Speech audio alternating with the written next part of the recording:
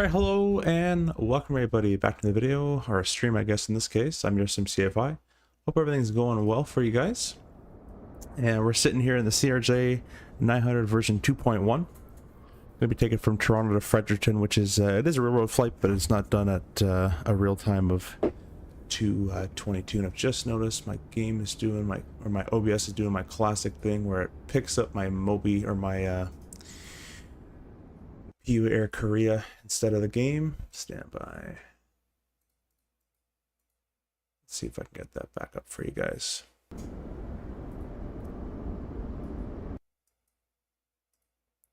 Always a problem. Always a problem. See, it's just picking up my it's picking up the PU Air Korea FMS that's on the other side here.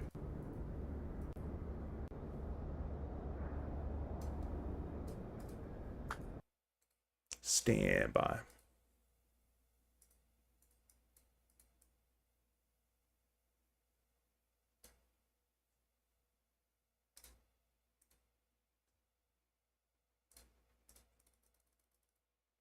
All right, I have a trial and error that I can try here.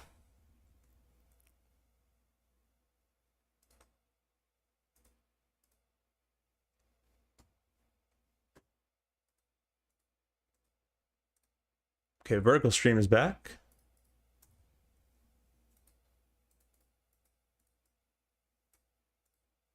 Thank whoever subbed. I don't know why you subbed to this channel already, but thank you very much for that. Appreciate it. Get to the comments in just a second, guys. Just trying to get this stream back up and running for you. There we go. All right. Now we're live. Sorry for all that. I'm going to get my PU Air Korea back online for you as well. All right. And everything should pop back up. All right. So we're live now. We'll fix it in post. Toronto, going to Fredericton, YFC. I just did this flight pretty recently. We're using the PU Air Korea CRJ FMS, which is a hot swappable faceplate. You see it comes right off, so if you want to do a CRJ, you plop the CRJ on. If you want to do the Airbus, you pop an Airbus on. Whatever you want, you just pop the window out into this and you can use it. And then below here, which you can't see, is the ProDeskSim CRJ throttles, which I do have a promo code down below if you would like to purchase them yourself. I am going to be making a review on them. They're my opinion on them is they're cool. They're a bit cheap feeling for the price, and they break a little easily, and I'll get more on that in my video. But they are cool, and I will be using them, and I do still like them. I think they're a little overpriced though. But I do have a code for them down below, so if that sales pitch worked for you, you can use that. I'm also partnered with Contrail. We have a partnership with them, so if you'd like to use my code down below, it saves you some money. And it helps the channel out as well. So you buy the CRJ, you can buy some sceneries, whatever you want to buy on Contrail's website, you can use the code and get 10% off. And lastly, our brand new partnership has been with Winwing. You just see it pop up at the top right corner of your screen there. Winwing is a new partner of the channel. So if you guys don't know who Winwing is, either you're new to simulation or you just don't know, you're living in a rock or something, but Winwing makes all the hardware like Airbus, FCU, EFAS panels, FMSs, all sorts of stuff, and DCS stuff as well. I got a chance to talk to them at the EXPO and try out their new cool stuff, and it is definitely new cool stuff. The Cyber Taurus stick was awesome. It's a workout using it for the fighters. And their Winwing force feedback yoke, which has not been announced with a price yet, looks really cool as well. So why don't we jump on in here in the chat and we'll say hi to those guys. Got a bunch of you guys in here. You guys can give me a second. I'm not like a streamer. I take a second here. Guys just started the stream, letting you all know. Yeah, I did. Okay, I'm on the right one now. Yeah, we got two. We're streaming on vertical stream and we're streaming on a horizontal stream. You guys can choose which one you want to watch. If you can press like in both, that'd be great. In the vertical stream, we have Micah, who's on the horizontal now as well. Micah Messer's also a streamer, and Owls is also a streamer as well, so go check them out.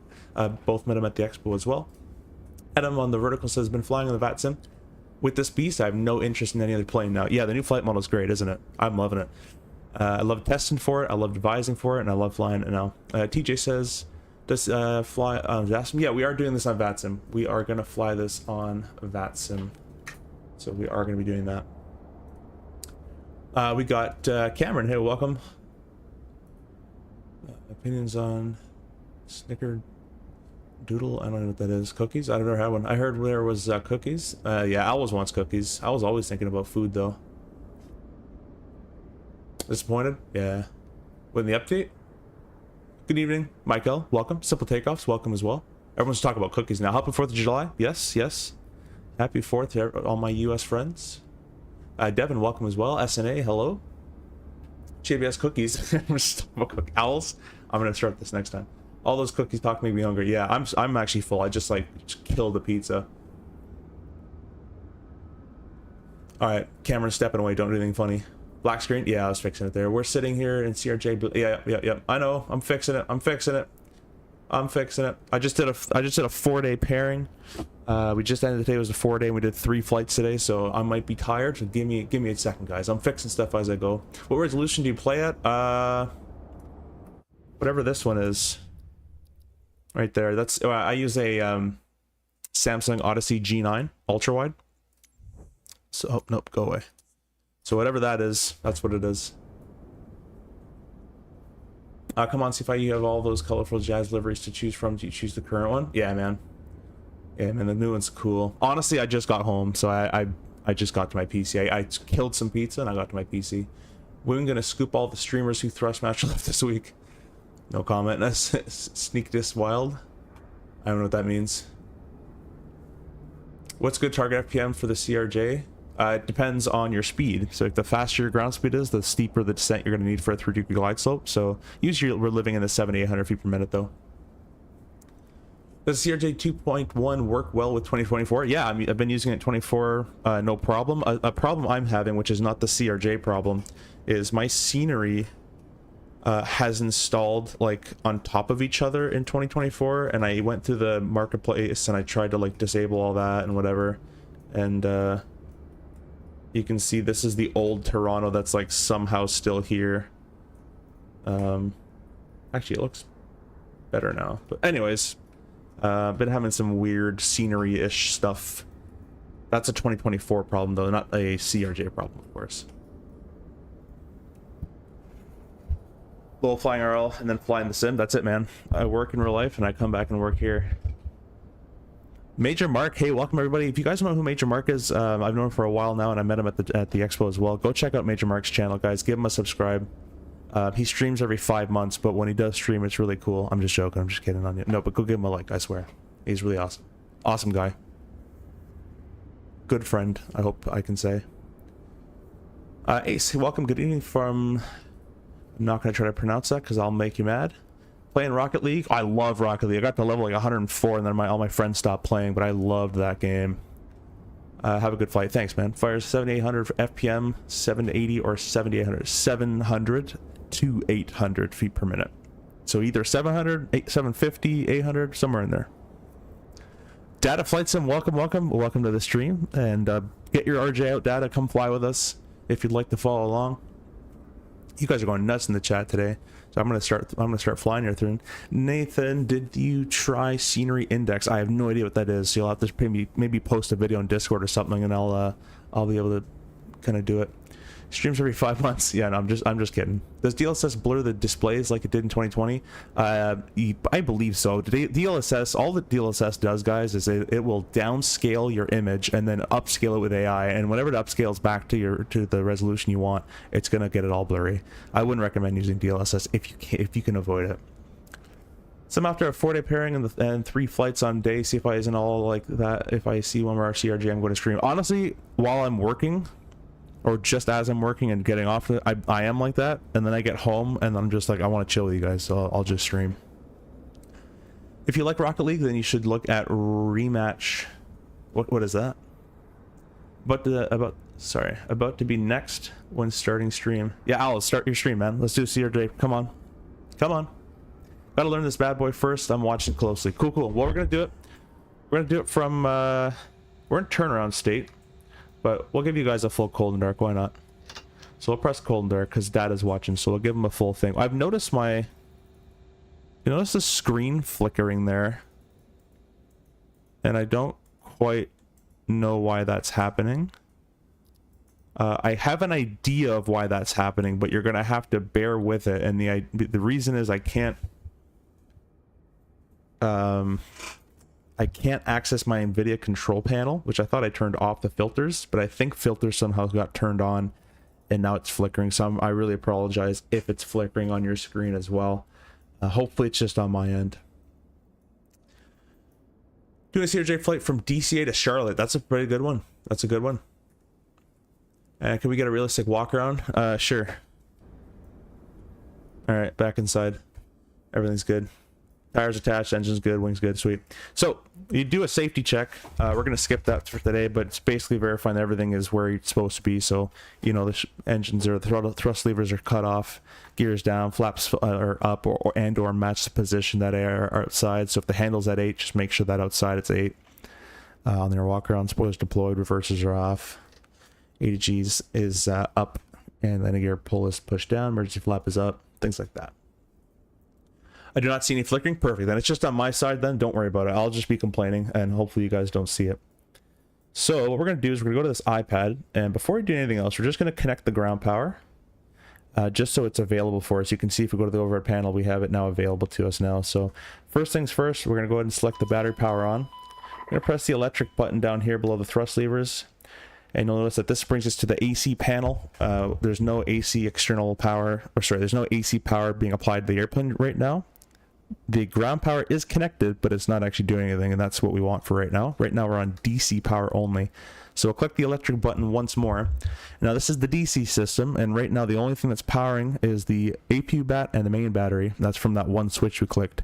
Got to verify we have a minimum of 22 volts on these, and then you're good to go. And you don't have anything like an emergency bus. If you had an emergency bus here, you'd contact maintenance and say, I got an emergency bus activated. That's not supposed to be there. So it's blank, which is good. Charger means the battery is draining battery, basically, and we'll have to throw on a charger. So a ground power unit, APU, engine, something that keeps the battery going, an alternating current that'll keep it going. First I'm catching a live, made a mistake of buying CRJ in 2020 marketplace before I knew any better. Now I'm stuck waiting it to come 2024, enjoying the videos while I wait. Hey, well, I think 2020 dropped today or earlier, so maybe 24 is not too far away. Yeah, you like the walk around? Yeah. Well, the direct takes about 5 more minutes. CRJ is fast bird and ready. Yeah, I mean, if you do it right, Micah, it will take longer. But if you do it quick, it's like any airplane's 2 seconds if you do it quickly. But if you do the full tests and all that, it'll take a bit. External power can come on now. And you can see the rest of the power has been supplied to the TRUs at the top. We'll press electric once more, go back to the AC system, and the AC power is being supplied by the ground power. All to bus 1, essential bus, service bus, and bus 2. So service bus is being powered already. A very common misconception is you go up here and you click the DC service on. You don't do that. This just changes what battery source goes to the DC service. So you don't leave, you just leave that DC service in off position. With that, we're going to click our nav lights on. And whoops, that's the wrong button. And now you can see that we have our nav lights, red on the left, green on the right. And you got the white on the tail, it should be at least, although I can't really see it. But anyways, we'll say it's there. That's all been done. We'll say the safety check is completed. We would do a couple more items to there, but we'll say it's fine. Press the status page to return this ICAS number 2 to the default position. And now we're going to verify that we have nothing kind of crazy in our CAS messages. So what we're looking for is something like an EPU fire fail or anything that's out of the ordinary. So this is all ordinary stuff. Doors are open, emergency lights are off, window heat's off, the probe heat's off, static is off. You know, all that stuff is typical. Press the CAS button to go to the next page. And then same thing here, pitot heats, yaw dampener, mock trim. In the sim, nothing's going to be broken. But in real life, you'd want to check this before doing anything, before continuing past this point. You contact maintenance. Also in the CRJ, which is a very hidden feature, is these can fail. Oil temperature, oil pressure. So if this were to fail, this would be a dotted yellow line. And that means that sensor has failed. And it doesn't appear on a message. You just got to look for that. So we check that as well. Just an FYI. Again, in the sim, it won't be broken. Oh, I pressed the wrong button. There we go. Go back to the first page. Get to your comments here. Is that what you do in real life? I wish I could, Fires. Yo, what's up? Hey, 5 times welcome. Got a busted bulb or pop circuit breaker? Yeah, that's coming up next. I need to change my default panel state on the CRJ. Last time I loaded the engines were running. Yeah, you just go to the very bottom of the EFB. This very bottom default state, you just change it right there.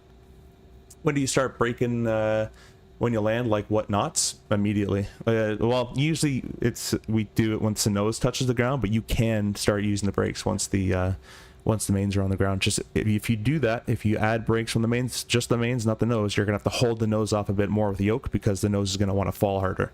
So most people go mains touch the ground, reverse is cracked into idle, and then you apply your brake once the nose is on the ground, and that's it. You can use the brakes. It has anti-skid, so don't worry about it.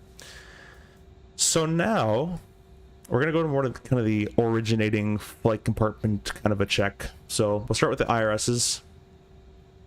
Throw these guys to nav. We're going to go to the FMS section here, and I'm going to use the PU Air Korea FMS that you can see in the bottom left, but I'll kind of also show you in the center of your screen as well. So we got the initialized position. We'll press index, and the buttons on this are kind of... Oh, I don't think it's working anymore. Oh, wait, I think I know why.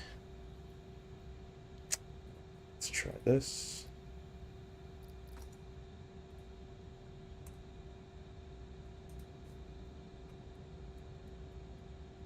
Nope. Off. Do the classic off on. Huh. That's weird. Connected, supported. Yeah, that should just be working. Well, I guess, does this work? That works. Lights work. Oh, I really want to use my FMS. I love this thing. Has a couple issues here and there, like as you're seeing, but...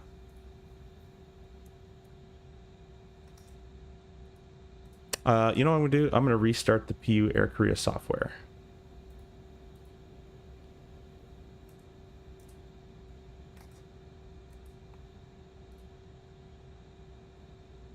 And hopefully that will fix that.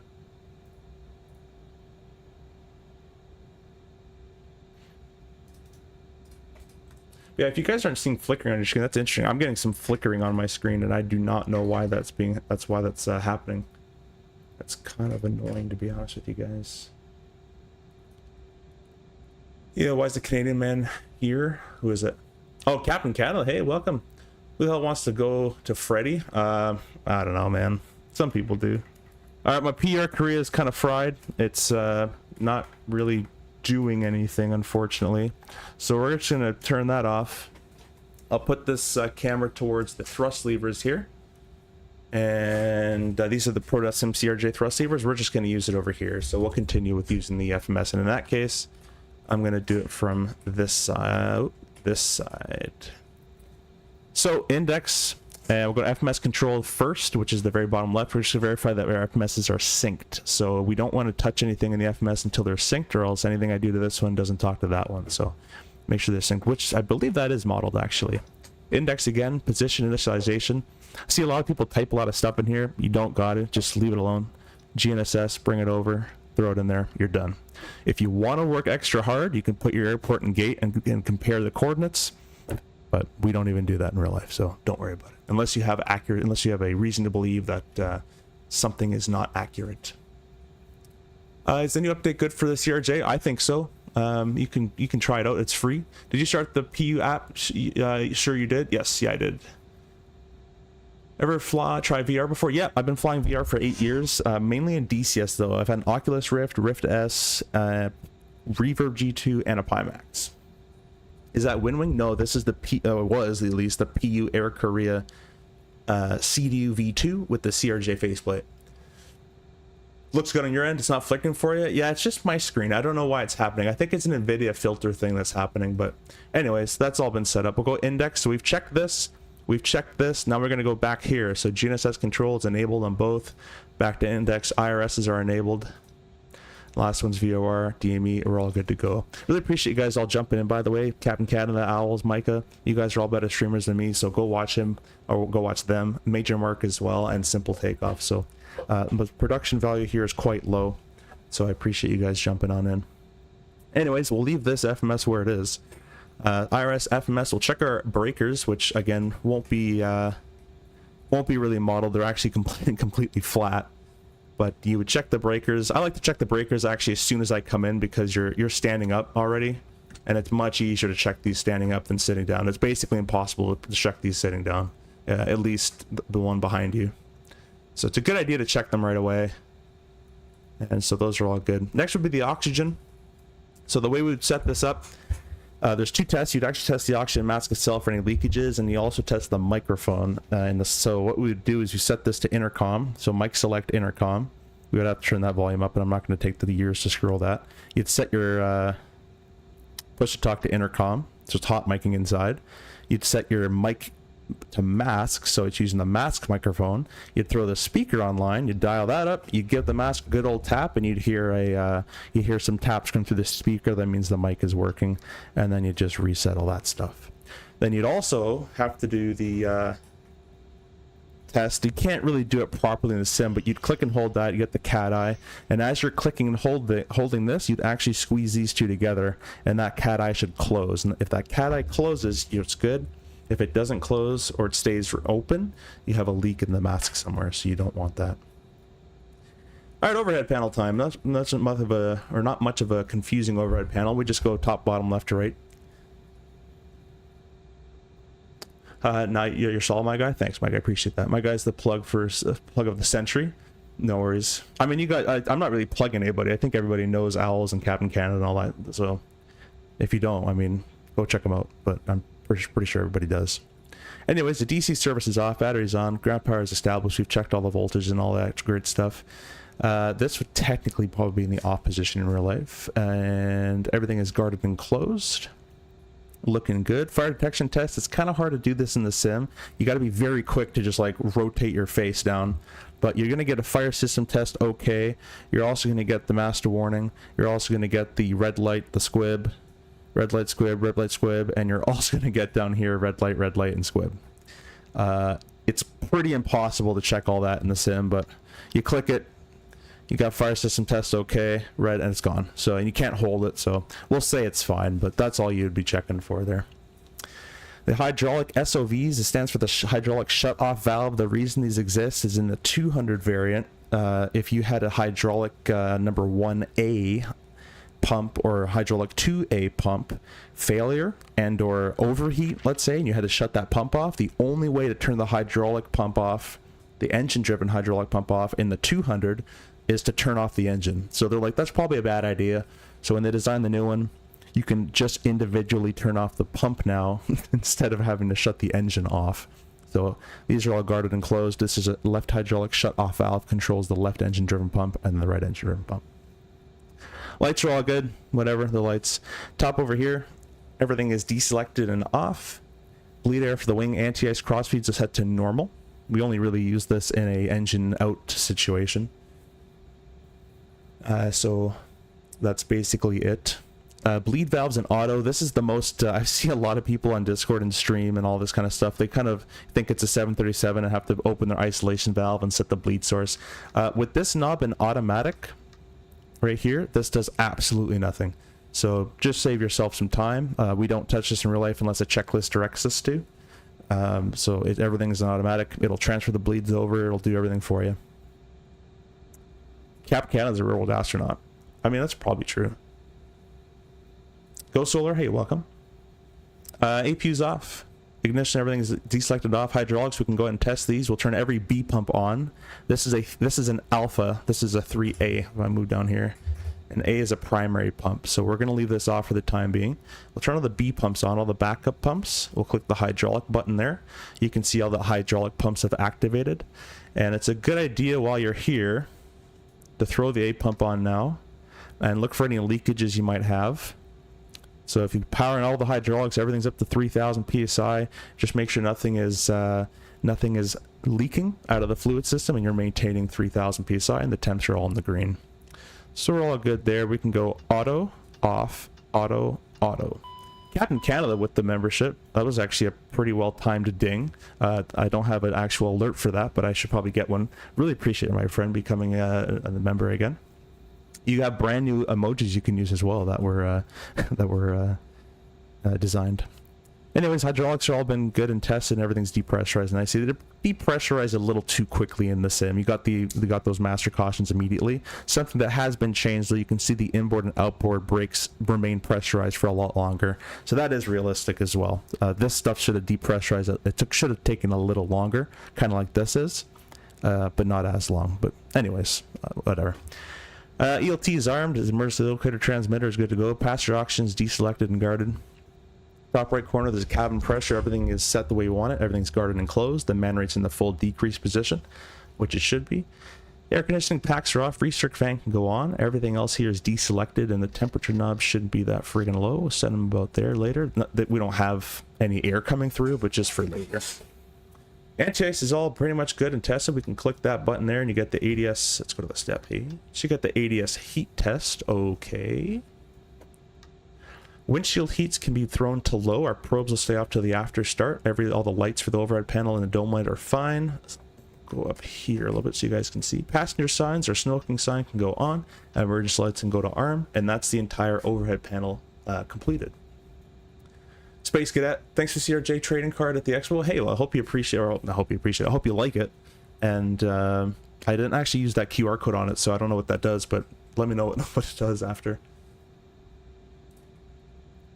What? How did I miss asking for one day? Oh yeah, I think I ran out near when we met, because I think we met on the second day that I was there. I was completely out. I actually thought I had way too many, and then I just kept giving them out, and it turned out I didn't have that many. We're gonna do the stall. Actually, we're gonna do the glare shield check. So just coming from right to left, everything is deselected, guarded, and closed. The autopilot disconnect is in the up position, so it works, and everything on the left side is deselected and closed as well. So for the stall test, we're gonna throw our hydraulic 3A pump on. We're going to go ahead and turn on our stab trim. Might as well throw on our mock trim as well. And we're going to set our trim to 6 degrees of trim.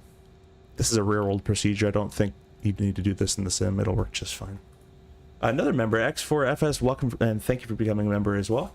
Really appreciate it, my friend. Hope you enjoy. Members only videos, I don't have that many of them, but you can witness me crash a hell of a lot in the Formula 1 game. So that's what I have to offer you. And emojis and things. Anyways, we're going to click the stall button. The stall test has been is new. It's a new version of it in this 2.0 it came out in, but 2.1 just works fine. You're going to get a continuous ignition on, which is real, and you're also going to get the stick shaker, pusher, and then shaker still. So click. Click. There we go. Shake. Forward, there's the pusher, continuous ignition. There it comes back. That's the correct test. The GPWS I think doesn't work because I haven't updated my Boris sounds, but you'd click this, you'd get... Oh, it does work. Those are brand new. Terrain. Wind shear. Wind shear. Wind shear. And notice it's the short test. In the old version, before 2.0 came out, if you clicked it, it would do the long test. Now it's the short version, and if you hold it, it's the long test, which we don't want to hear that one.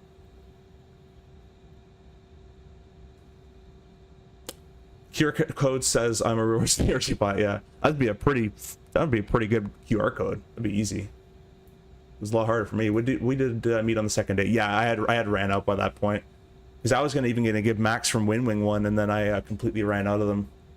Sorry, I've been completely neglecting the vertical stream chat. Okay, there's no one there. Good. I can't do two chats at once.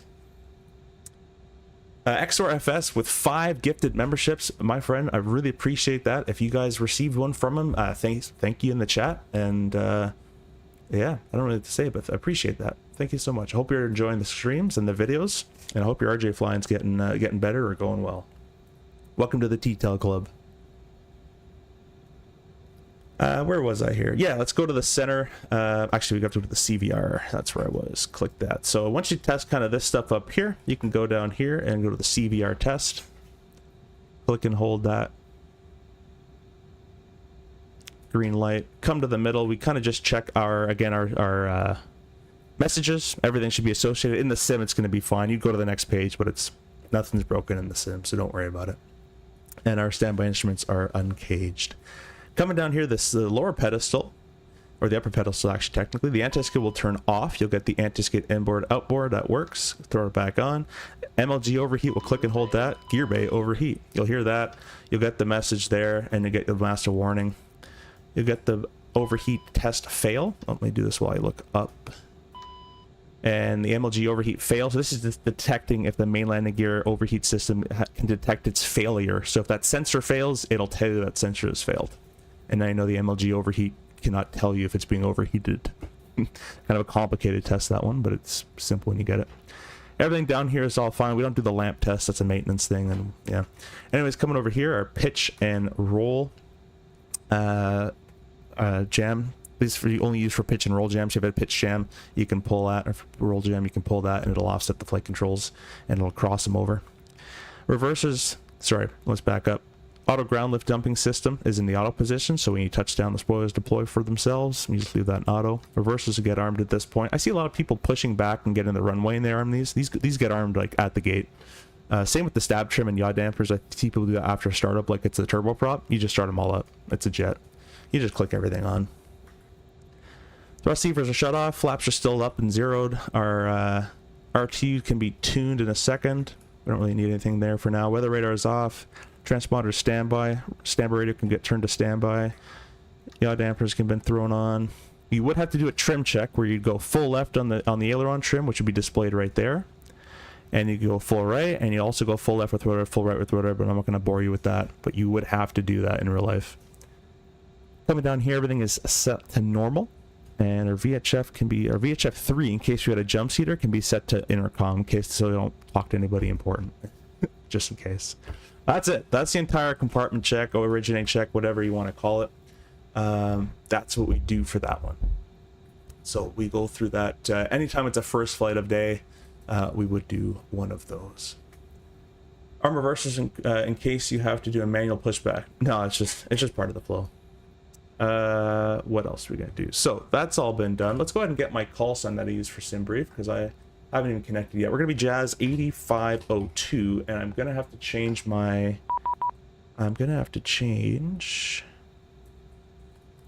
8502 there. Now that should be set up for you guys on the overlay. Call sign mismatch. What did I do? All right, let's go back. I need a dispatcher. This is what I need a dispatcher right here. There's a problem. 8502. Connect. There we go. Cool. So that's all being done. We're connected to VATSIM. It seems like everybody went offline, so I'm going to disconnect from VATSIM because there's absolutely no point to use it. As usual for me. Anyways, we can go ahead and do our FMS setting up. So let's go to the iPad here. We're going to press flight plan, import OFP. And because I don't have my, well, I'll show you guys, because I think if Data is still watching, I'll have Data watch this later. Let me just take a quick drink. We're going to set up the FMS all completely manually. So we'll do that together. We're going to press set payload and fuel. So if we go to the performance section, we'll get auto loaded with fuel and our weight.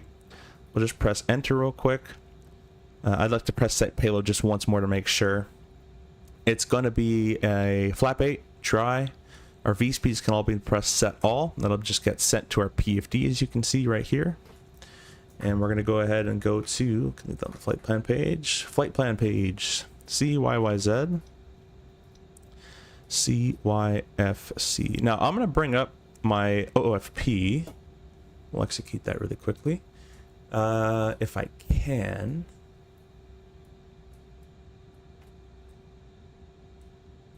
Let's see if this will work for you.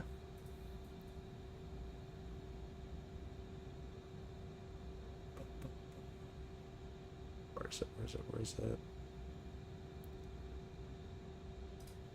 Huh. Well, I guess no OFP for you, so I'll just type this in manually. But the way we would type this in is origin, destination, alternate. The alternate's going to be CYSJ.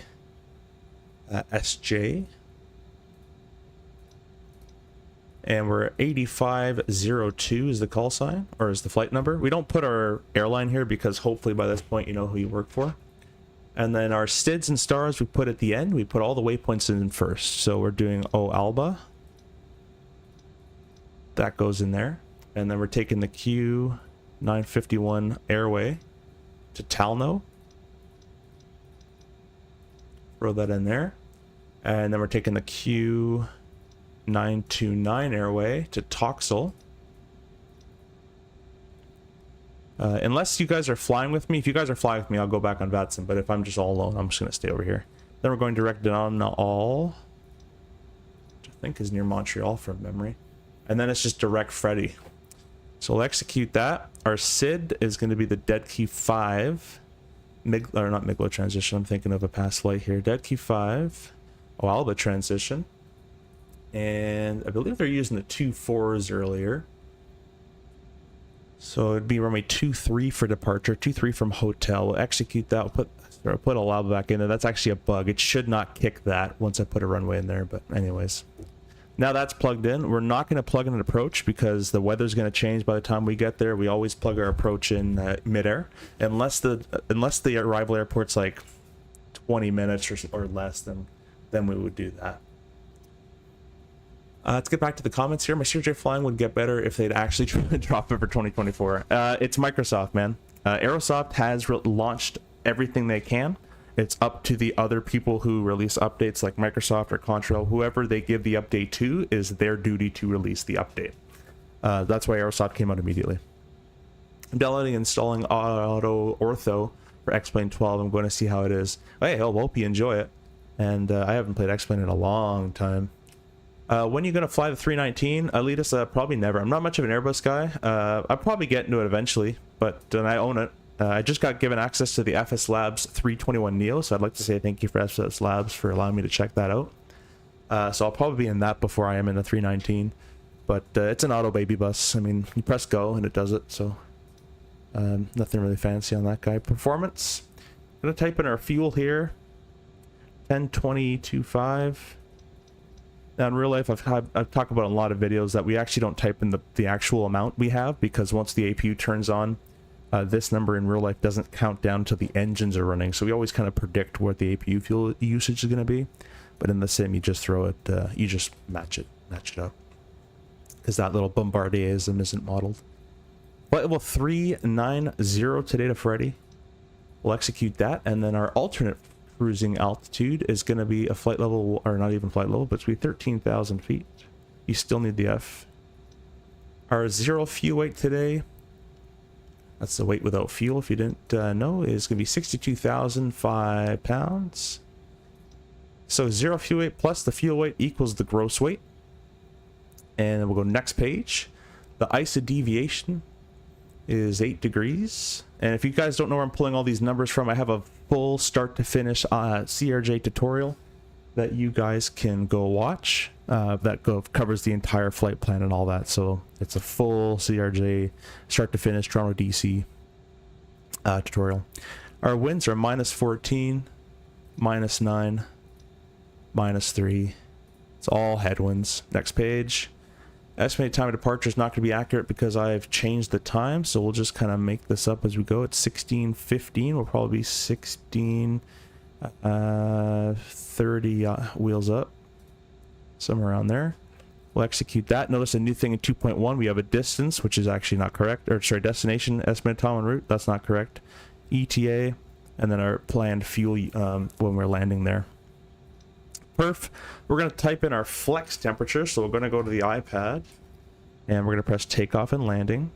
It's a flex of 48 that got us off runway 23, flap 8, and we'll do a brief on this shortly. So let's just go back to the FMS. Our flex is 48. Usually should spit out an N1 of about 82s, 83s, yeah, so that's pretty good. In real life, we'd actually have a flex temperature and then an N1 value associated with that flex temperature. So if we're flexing, the FO's job is to make sure that the flex that the airplane has calculated is at least 0.1. Actually, sorry, it can't be anywhere below. It has to be the calculated N1 from the ACARS and or higher, which we can't do in the sim. But anyways, that's fine. VNAV, next page. Cruise. Let's check our flight plan and find top of climb. Just under that, it's 250. They want us going fast. 250/.81. We're cruising up there. Next page, everything is fine. Radio page, auto. I'm going to change this to 1215 manual. It's a Toronto VOR. What I'm also going to do is press the fixed page, YYZ, and put a 6-mile ring. And the reason we do that in Toronto is runway 23 is an engine out procedure that requires a left turn at a 6.2 DME off the YYZ VOR, left turn 200. So we put this as a reference. Legally, it's not correct. Legally, we have to use DME from the VOR. That's why I tuned it in manually there. But we put that in as a reference for ourselves. So that's what that's for. Flying from the right side, we'll go VNAV. Left side, pilot monitoring goes to on. And I like to have missed approach up as well. Some people don't like it, but I don't mind having it there. So we'll have the missed approach visible in blue once we get to the other airport. Flight plan, copy active. A secondary's been made. Flight plan, copy active. A secondary's been made. That's all good. Catch up with you guys in the comments here. I was going to join you, about to push back. Okay, let me connect back to VATSIM then. I don't see the need for the FS Labs 321 when Phoenix has their version. The FS Labs 321 is a Neo, so that's the first thing that's different. The other thing is FS Labs systems are highly more in depth. I've been led to believe. That's all I know. Looks like CTR is back on well. Oh, they are. Look at that. Estimated time en route is going to feel like 6 hours at this time of the night. Exactly. Yeah, it might. That's a fair point. We got 40 of you guys in the horizontal stream, and we have 58 of you guys in the vertical stream. I really appreciate you guys. If you guys all hit the like button, and I would love that. And go check out again my other buddies in here that stream: Micah Messer, Owls, Simple Takeoff, Captain Canada, and Major Mark as well. So we're going to dial in 25775. We're going to copy a clearance together. And basically we're just going to tell them that we're Jazz 8502 at gate 132. There's no ATIS, so I'm not going to say anything about that. I'm requesting IFR to Freddy.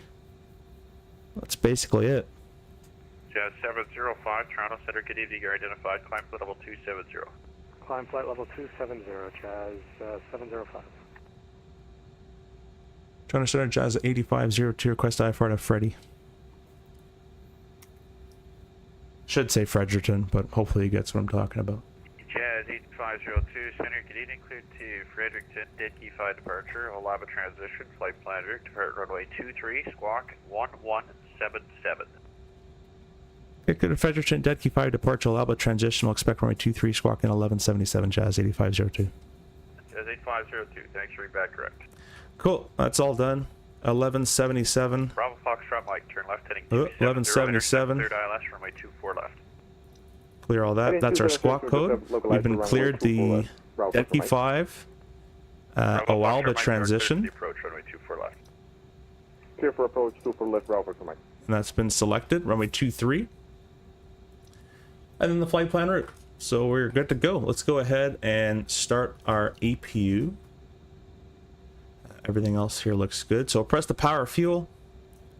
You get the APU and bite. Make sure we're not fueling. If we're currently being fueled, we are not able to start the APU.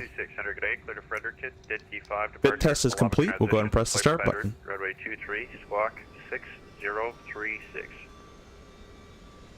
I think my sounds have been lowered a bit. I'll try to turn it up for you guys here. Let me know how that is, if it's too loud or not. Just 626, request correct.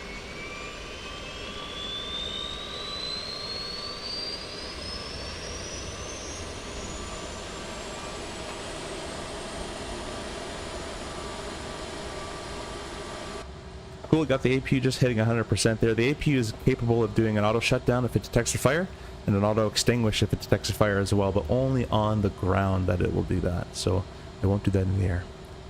Alright, we'll press the electric page. We'll verify the electrics are still being powered up. You can see the APU is, this actually should be yellow. So in real life, because we have the APU gen off, this should be yellow, and we should actually get an APU gen caution message. But we're going to go ahead and throw the APU gen to auto. So I'll make a note of that. And now the APU is being supplied, or is is powering up the entire system. The external power has been disconnected from the airplane system software-wise. We'll deselect the switch, and we're also going to tell our ground guys that they can remove the ground power as we got number 3 turning. So ground power is gone. Let's go ahead and get rid of the jetway. We'll go ahead and close all these doors up. Get rid of the chocks while we're at it. Captain, the cabin is secure. All passengers are aboard. That's awesome. Well done. So that's all good to go. We'll press the electric page once more, and we got the electric DC system, which is still being powered up nicely. We'll go up to the actually, I'm going to go to the ECS page, the environmental control system, and we're going to turn our packs on. So let's go up to the top here and turn our left and right air conditioning packs on. The airplane will automatically take air from the APU. It'll automatically open the isolation valve, and it'll automatically send it up to the packs where it needs to go, and it's going to try to aim for a temperature of 22, and the actual temperature is 22. It never works that good in real life. These are the hardest things to master in the CRJ, is correct temperature management. But anyways, that's all good to go. APU's online. Hydraulic 3A pump, I did a baddie and left that on. It should have been off this whole time just because you're kind of wearing out the pump, but we'll leave it on now. That's on.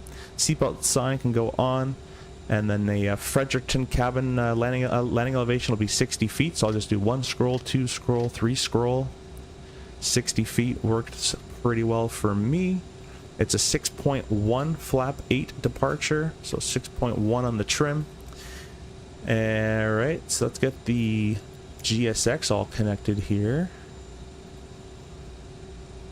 And I'll read some of your comments. Don't worry that they're all purple. It's just Halloween. Isn't Phoenix like a few months away from it being released though? I'm not sure, XOR. I'm not sure at all.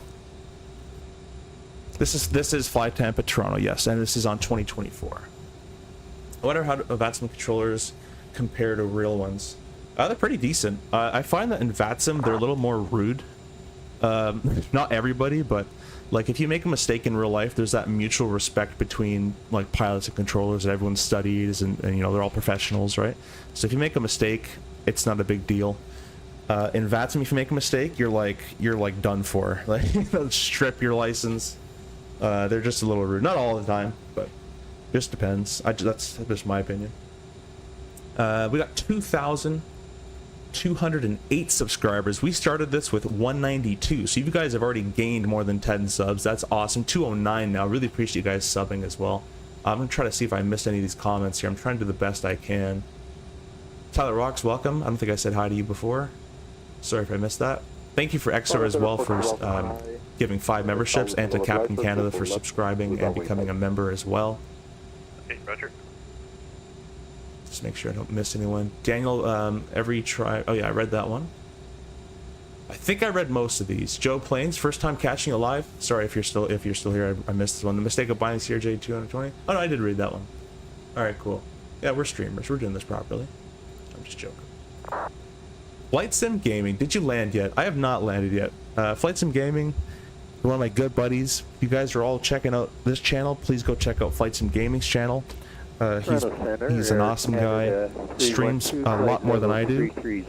He's kind of partial to his Embraer, so if you don't want to subscribe for that reason, that's fine. But you know, if you get over that part, he's a cool guy. We're gonna put this over to the side, and we're gonna request a clearance here. So let's get ready to push. You're actually in Montreal airspace. You can just stay on Unicom 1228. Okay, we'll go back to Uni. Thanks. Uni. Yeah, no worries. Have a good one. Don't do it. You'll be disappointed. Yeah, don't do it, guys. Universe, there was an Oakland center controller giving me attitude when I asked to repeat this command me one more time, like I'm dog wash it. Yeah, they get a little rude. Ground Jazz 85. Friction, yeah, 8502 ready push. I'm like, what's my call sign? I've had like 5 call signs already today in real life. Jazz 8502, Roger, push is your discretion. Call me short of Alpha Lima for taxi. Our discretion, and short Alpha Lima call taxi, Jazz 8502. Alright, well let's get GSX back online. First time watching you live too, just got the CRJ today after watching Captain Canada fly yesterday. Thanks for all the in-depth tutorials. Hey, I really appreciate that. Thanks for stopping by. And thank you Captain Canada for sending you here as well.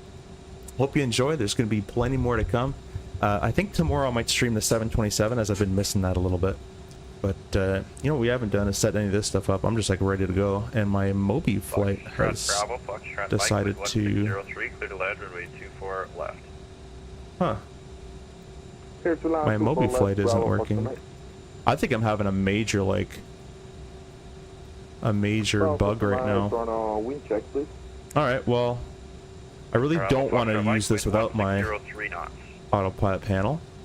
Let me try open Mobi flight one more time, and if not, then I'll have to manually do everything with the digital one right over there, which I don't want to do. Physical feel is always better. Come on, Mobi flight. Run? No. Alright, well, I'll have to do some sim stuff later to figure out why it's not working. But anyways, we're going to click the flight director to the right hand side. We're going to set our altitude to 5,000 feet. And I'm doing this just looking at the other left screen on the captain side. 5,000. We're going to set an MDA 1570. Too much. That's our acceleration altitude, so about 1,000 feet above ground. This is until we hit 1570, we're doing V2 plus 10 to 20. After we hit 1570, we are allowed to accelerate to our VT speed, which in this case is 196, VT plus 5 or so. Press the B button for the altimeters. That does it for me. Heading will be 237, so we'll plug in. Oh, this sucks with an autopilot panel. 237. I don't know what I did for 8, 10, 12 years simming without one. That's been set, that's been set, that's been set, that's been set. Cool, that's all good. Our clock, ET, mode of GPS. There we go. I'll give you guys a very quick brief. And it's pushing our discretion, so I can kind of do whatever I want, basically. That's how I read that. We'll bring this guy up there for you to see. Unload that, import, that one. Cool. So I'll move that to the side, move this to the side, go over to the iPad. It's gonna be runway 23, flap 8, flex rolling blades open. 705, when you're ready to send flight level The anti-ice and contagion is not required. Minimum visibility is more than fine for today. We're doing the dead key 5 departure via Olaba, which calls for runway 23 heading otherwise assigned as runway heading 1100 feet, right turn 245, expect radar vectors to save or on course. Up to 5,000 feet is the max on the top altitude of the SID there. I'm going to move that to the side. Engine out upon reaching, let me back up. The noise abatement procedure is note turns below 3,600. We can meet the minimum climb gradient as well. The engine out upon reaching 6.2 DME and a retraction altitude of 1570. A left turn 200, but it is visual, so we can just remain straight ahead as well and visually maneuver. Questions, comments, concerns, no threats. I read the chat too much is the threat. That is the threat.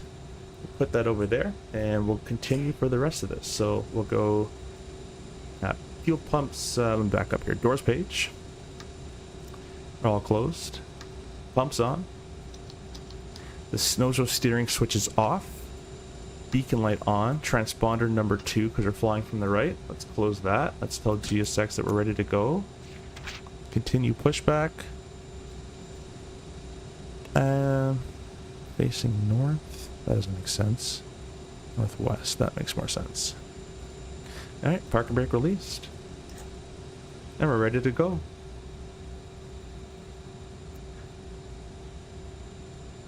Cool to see a route I travel a few times a year. And a plane. And a plane, sorry, I thought he was calling me. I want to learn. Yeah, I appreciate you. I actually just did this route very recently, so maybe I'll see you one of these days.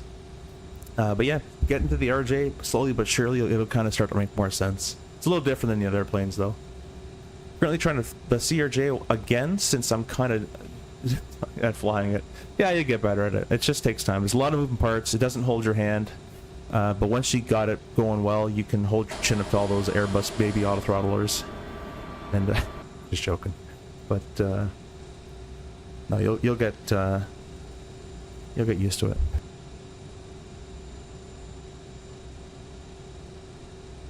Bravo Foxtrot Mike, you can take Yankee and then apron to your discretion. Taxi by Yankee, apron our discretion, Bravo Foxtrot Mike.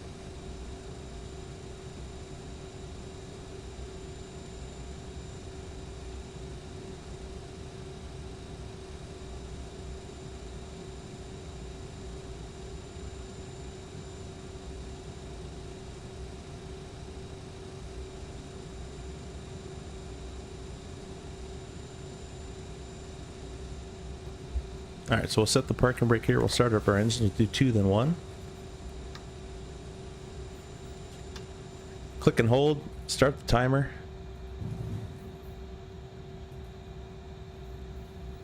Engine start.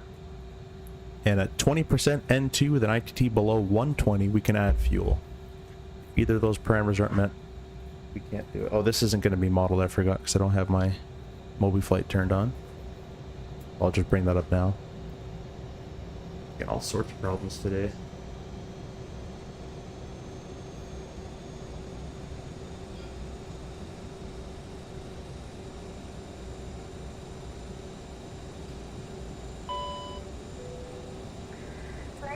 That's a starter cutout. Starter can only run for 90 seconds maximum. Click and hold the left. Restart the timer. I'll give you guys an engine view for this one. Or wing view. Once I add the fuel. Well, this is very controversial, but the U-175 is more favored because it's VNAV functional and all the well. Yeah, it's just a little easier. Keep the grass.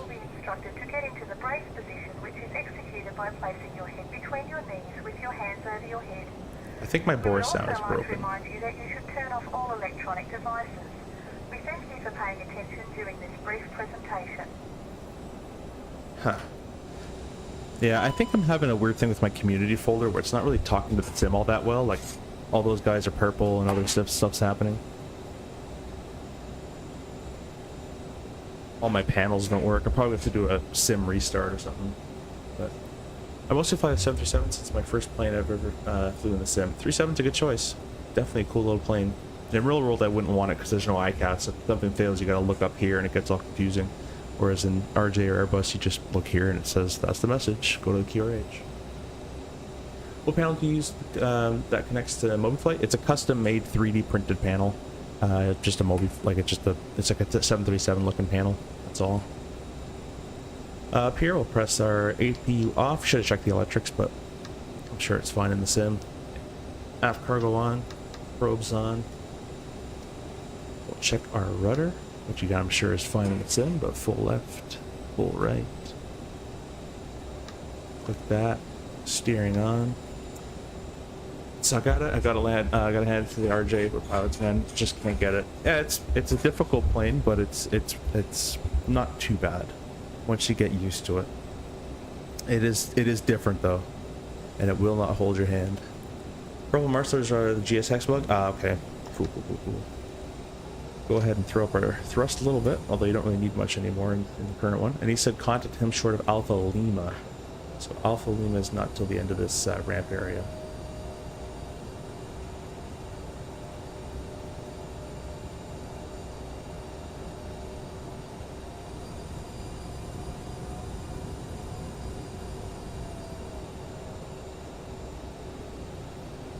So a video where an Airbus pilot tried flying a Boeing, and most of the time I'm like, it was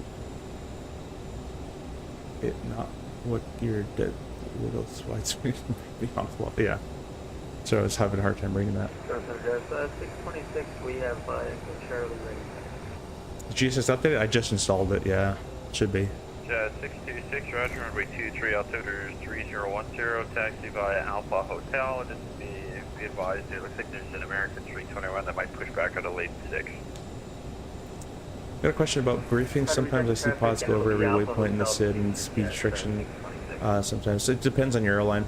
We don't do that at ours. We just verify. We just one programs it. The other guy will verify it's programmed correctly. We don't talk about it.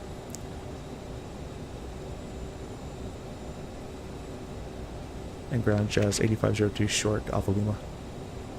It's gonna give me Alpha Hotel most likely. Jazz 8502, runways 23, altimeter 3010, taxi via Alpha Hotel. Alpha Hotel, Jazz 8502, thanks.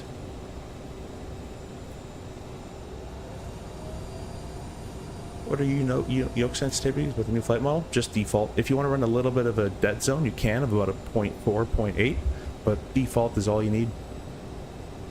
All you need. CF34 idle? Yeah. It's just CF34 8C5 is the engines in the RJ. 5% controllers at 11:30 p.m. is unheard of. Maybe they saw the stream? No, I'm joking. probably not that important. Oh, but yeah, Lonnie, I was on an RJ FOSApping to, or jumpsuiting to, Boston for the show, FS Expo, and I was chirping the whole time. The captain of the Embraer was the previous RJ guy, and he's like, "Yeah, I just moved over here because I'm old now, and I just can't take the." He's like, "The RJ's a hot rod. It's meant for young guys." And we're climbing out at 250. I'm like, "This is all you guys can do?" And he's like, "Yeah, we're mandated by the manufacturer / SOP and company just because we have D-rated engines in the CRJ, because if one fails, apparently there's not enough tail authority, rotor authority." So we're just chirping back and forth about RJ and stuff. You would have liked it. Is RNAV approaches good on V2.1? It's the RNAV approaches have always been okay. It's all depending on how good you are at doing them. So the CRJ, I'm going to clarify something really quick actually for everybody. We're going to do this as we're taxiing because this is something that comes up quite a bit, and I want to kind of put this to bed of what an RNAV approach is. You have multiple different types of RNAV's approaches. You have an RNAV LNAV only, an SCDA. You have an RNAV LNAV ENAV. You have an RNAV word I'm looking for. LPV, there's a word I'm looking for. And then you have an RNAV RMP. So this airplane in real life can only, unless it's the NG with VNAV equipped, which most aren't, this airplane in real life can only do the RNAV approach if it has an LNAV minimum here, or a circling, I guess, but no one really wants to do that. So all this does is it tracks you laterally on this path. That's all this approach will do for you, and that's how we do this in real life. We fly this portion with vertical speed in real life. This is how we do it. Now, if your airplane has VNAV, you can do the LNAV VNAV and or the LPV, which is localized performance vertical guidance. You have to WAS equip GPS and a bunch of other stuff to make yourself legal for that. But just because it's an RNAV approach does not mean you get vertical guidance. So I'd love to put that one to rest, because I hear a lot that the RJ can't do RNAV approaches. It can. American 5616, Toronto Center. Did you get clearance before from whoever was online? Yoke's not working. Whoa. Affirmative. That was weird. Okay. 010, taxi by Alpha Hotel. I don't know what that is. 23, taxi by Alpha Hotel. Just it just won't go away now. 03, American 5660. 3010. Roger, 3010, American 50. I think this is a button I have mapped.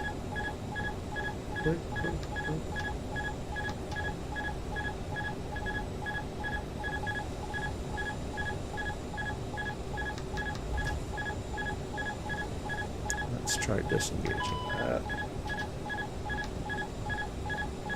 Nope. I haven't seen this one before. Alright, well, let's just slowly taxi here. It's gonna... the problem with 2024 is it disconnects you from VATSIM, and I really don't like that. It kind of pisses me off, actually. I have no idea what I did to cause that one. But we're gonna troubleshoot this one together, in case someone encounters it.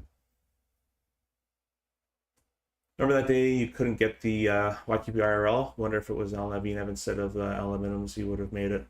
If it was, if we had LPV simple takeoff, we would have made it no problem, but we didn't have it equipped, so can't do it. CRJ can do RNAV approaches, but just completely different from the rest. Yeah, no, you can do an LNAV only approach in Airbus, but there's no reason to because you have VNAV, so you can just do the LPV. But I would take some time and look up the difference between RNAV approach, guys, just stands for radio navigation. And back in the day, that used to be VOR and NDB approaches. Nowadays, a more non-conventional RNAV or a conventional RNAV would be a GPS approach. And you can have a GPS approach that leads you with lateral guidance. You can have a GPS approach that leads you with lateral and vertical guidance. And then you have an RMP, which is required navigational performance, which is just a lot more precise autopilot and GPS on board. So we can't do RMPs. The NG can do LPVs and the rest of them. And the regular 900, the one we're flying today, can only do the RNAV, LNAV only MDA. So you can only just track left and right on the arrival. That's it. Vertical speed is done for your descent portion. So that's a big one that I probably should just make a video on at this point, but what's going on here?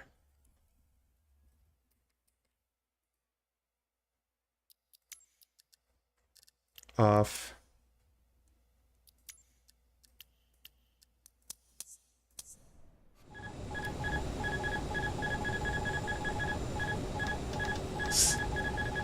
Still happening. He's gonna kill you? Yeah, man. This is all your fault. No, I'm joking. I think we're toast, guys. Unless we just take off and it goes away, but I don't know why this is happening right now. I only have that one bound, which I've had this entire time, and it's been fine.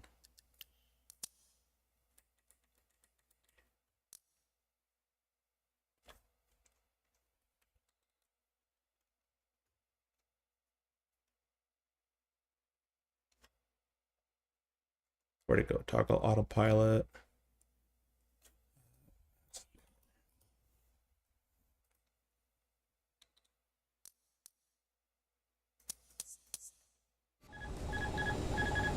Yeah, I have absolutely no idea how to fix that one.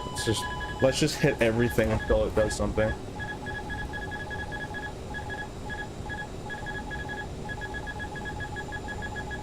Yeah, the autopilot disconnect is just not going away.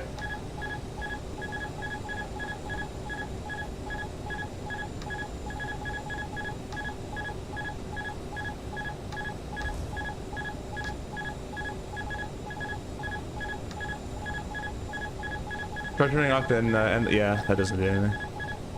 Maybe try to disengage and re-engage output. Yeah, I've done that. Oh, I did earlier, but it didn't work. But now it worked. I'm gonna just try to just like jump back on VATSIM and hopefully not get yelled at right now. But that's probably a bad idea. But we're gonna do it anyways because I don't care. I work for a living.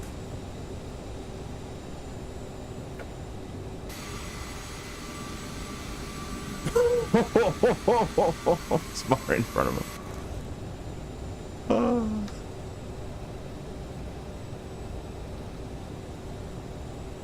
Oh, that was funny. Flap 8, let's do that again.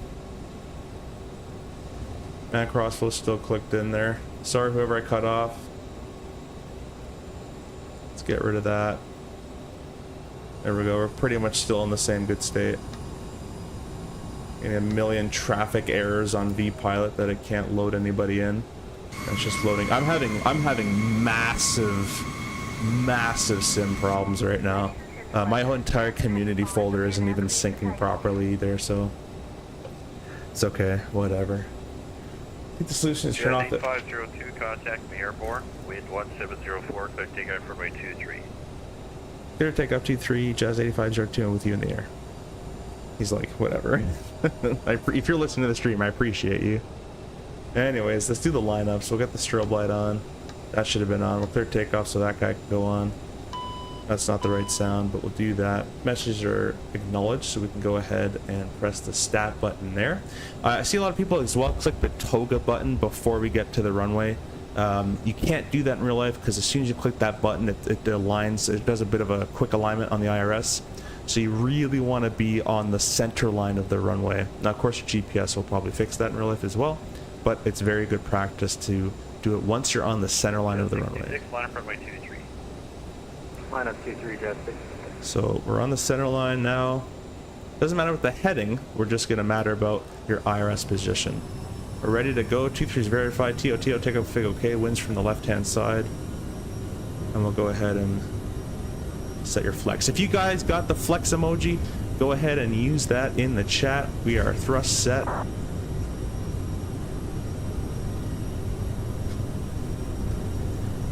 '80 is checked. I also hear a lot of people releasing their downward pressure at 80 like it's some sort of number, magic number in every airplane. That's not a thing, but I'll talk about that a different day. If you need more down pressure, need it, especially when it's slippery and contaminated, you're gonna need it way past 80. V1 rotate, at least in real life. She's heavy.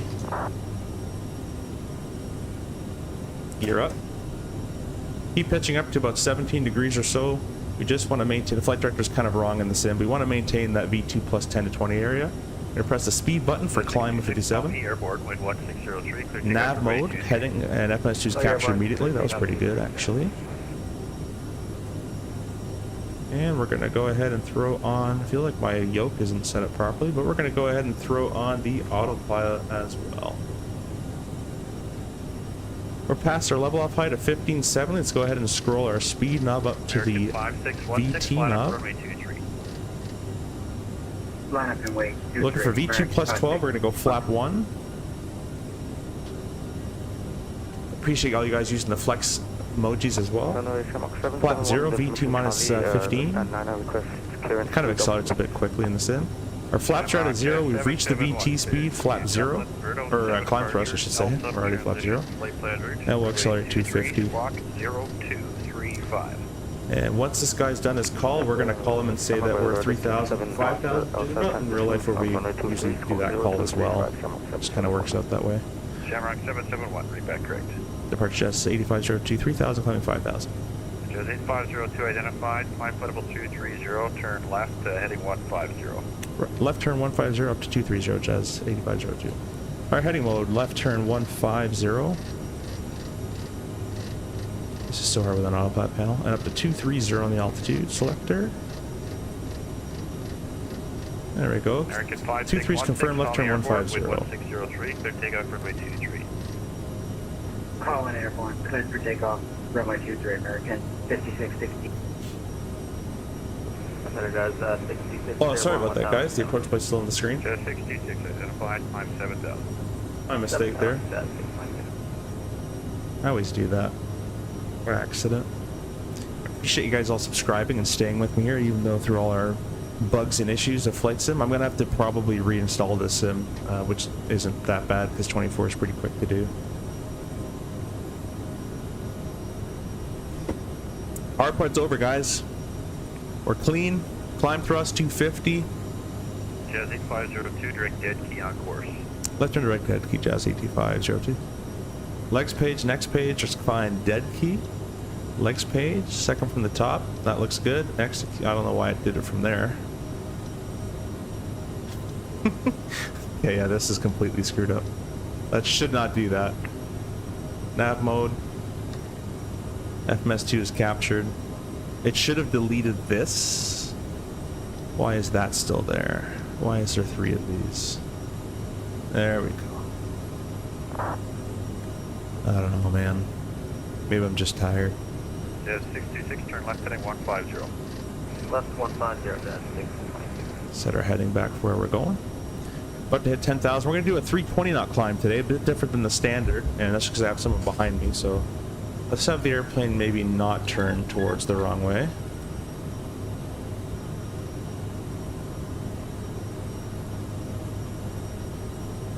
My yoke is being weird. This is full yoke to the left for me, and it's not doing anything, which is interesting as well. I'm having so many issues today. Nothing's working out. 626, climb level 23. Let's try it again. 23, that's 620.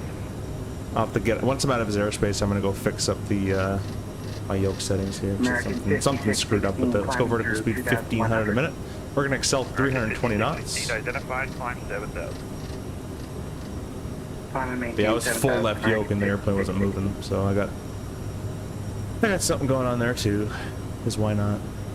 I just can't have a nice day at home. Oh well. Through 10,000, lights out, pressurization's checked, the belts are still on, we can go auto, it's not looking too bad, and the radio would set emergency frequency, I'm not going to do that on that, so we're all good to go. Lights, pressure belts, passing 280 knots. Turn left direct Oakville on course. There's no speed restriction on route, so we're doing good. I'm sorry, I've been neglecting the vertical stream here, sorry about that. Mo Bizwaz, thank you for the $2 donation. I'm so sorry that I missed that one. Really appreciate that. We're having a lot of bugs. Sorry about that. So really appreciate it. Thank you so much in the vertical stream. Arnold, welcome as well. And Lino said hi. Welcome, welcome, welcome, everybody. Arrow Shorts, welcome as well.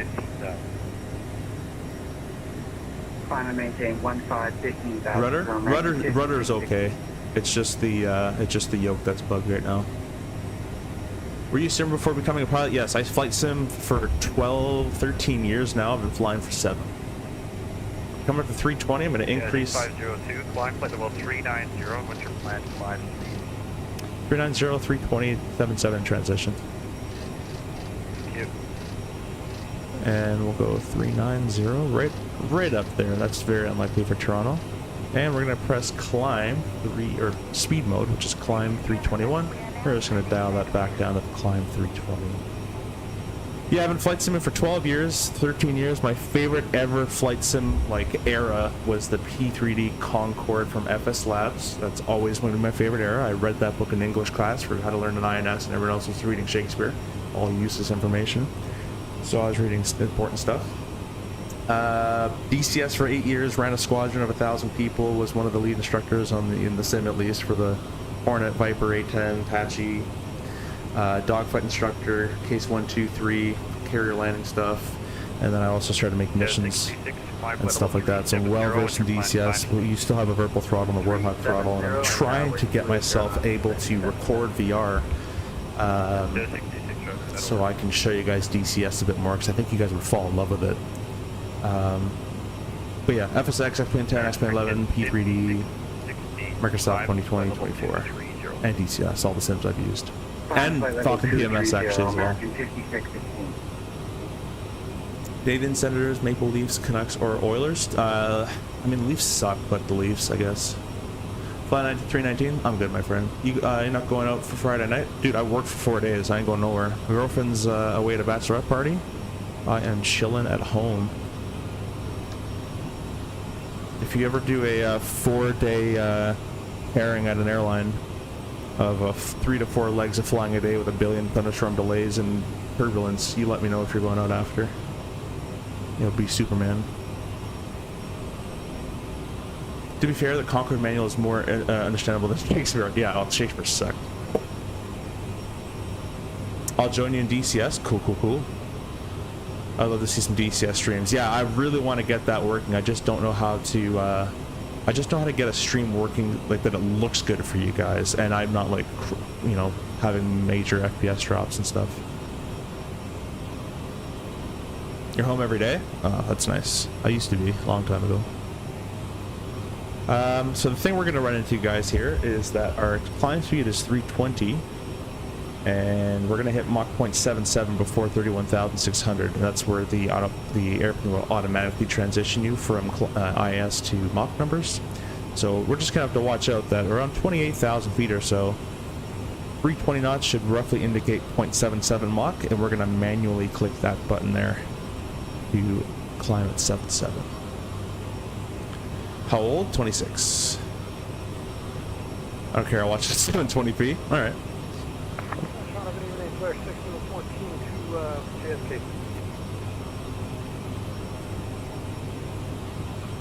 Flyer 1614 Center, good evening. Cleared to JFK, Kempton 3 departure, bump on transition, flight plan route, runways 23, squawk 41. You enjoy it still? Yeah, I still enjoy it. I enjoy streaming with you guys here. I don't do many. Honestly, the last time, it's been about 3 to 4 years of I didn't really care about flight sim, and I kind of got into it again by making videos for you guys and streams. So I got back into it that way. But the last time I just had an amazing like actual flight sim experience, just like playing around and having fun, was the 727. That felt like the Concorde days to me. I loved it.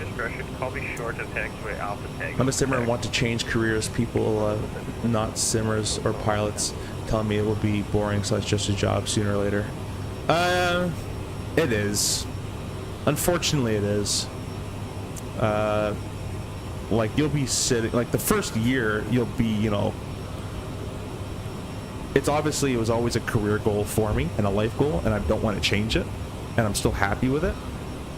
But there is nights you know, where you don't want to leave home, right? And you want to stay with your, you know, girlfriend, wife, kids, family, whatever it is, and you got to leave for 4 days, and then you come back, you're back for 1 or 2 days, and you gotta leave for 4 days, and you know you want to stay home. You want to have some time to you know, go to IKEA, clean this, you know, do some stuff. But the time you spend at home is usually you just chilling and being tired and eating and, you know, try to see friends and do everything you couldn't do those 4 days. And by the time you do all that, you're already back on your 4-day trip.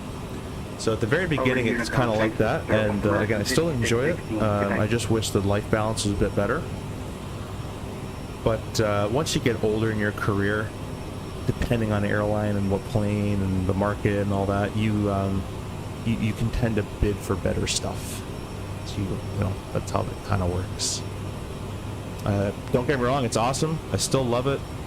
I love it once where the takeoff and landings are always the fun part. Cruise is kind of whatever, unless there's some thunderstorms to dodge, and it gets a bit more entertaining and fun. I like when it's a new destination.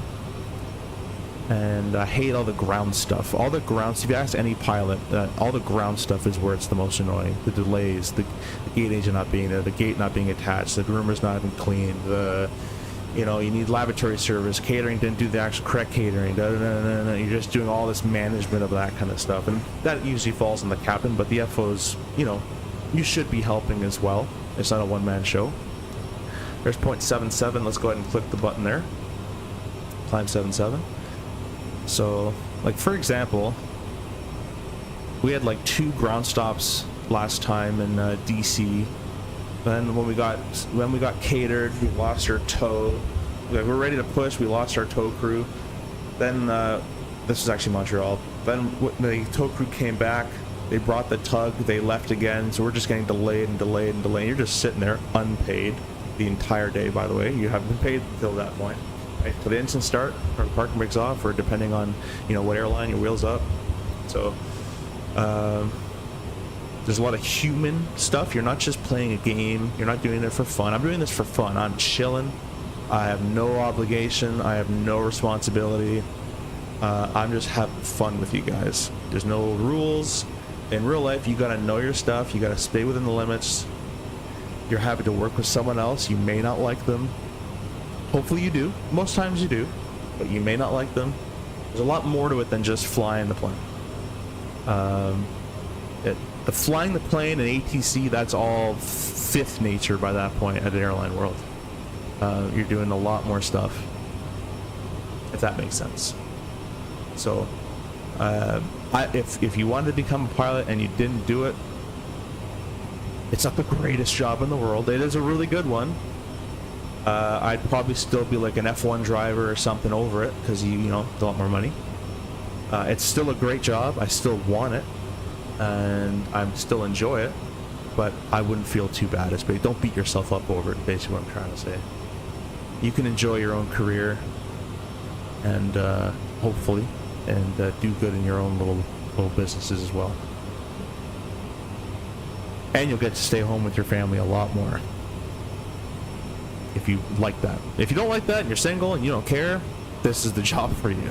You're gonna change, you know, this is perfect for you. But if you like to be home and, you know, watch a movie with your families, or, you know, doing that kind of stuff, might get a little tough. And your partner or whoever that you are with has to also agree to all of you leaving every 4 days or 2 days, right? But there's upsides, right? You get good vacation time, great airline deals. As you move up, eventually better pay and all this kind of stuff. So there's pros and cons to every job, right?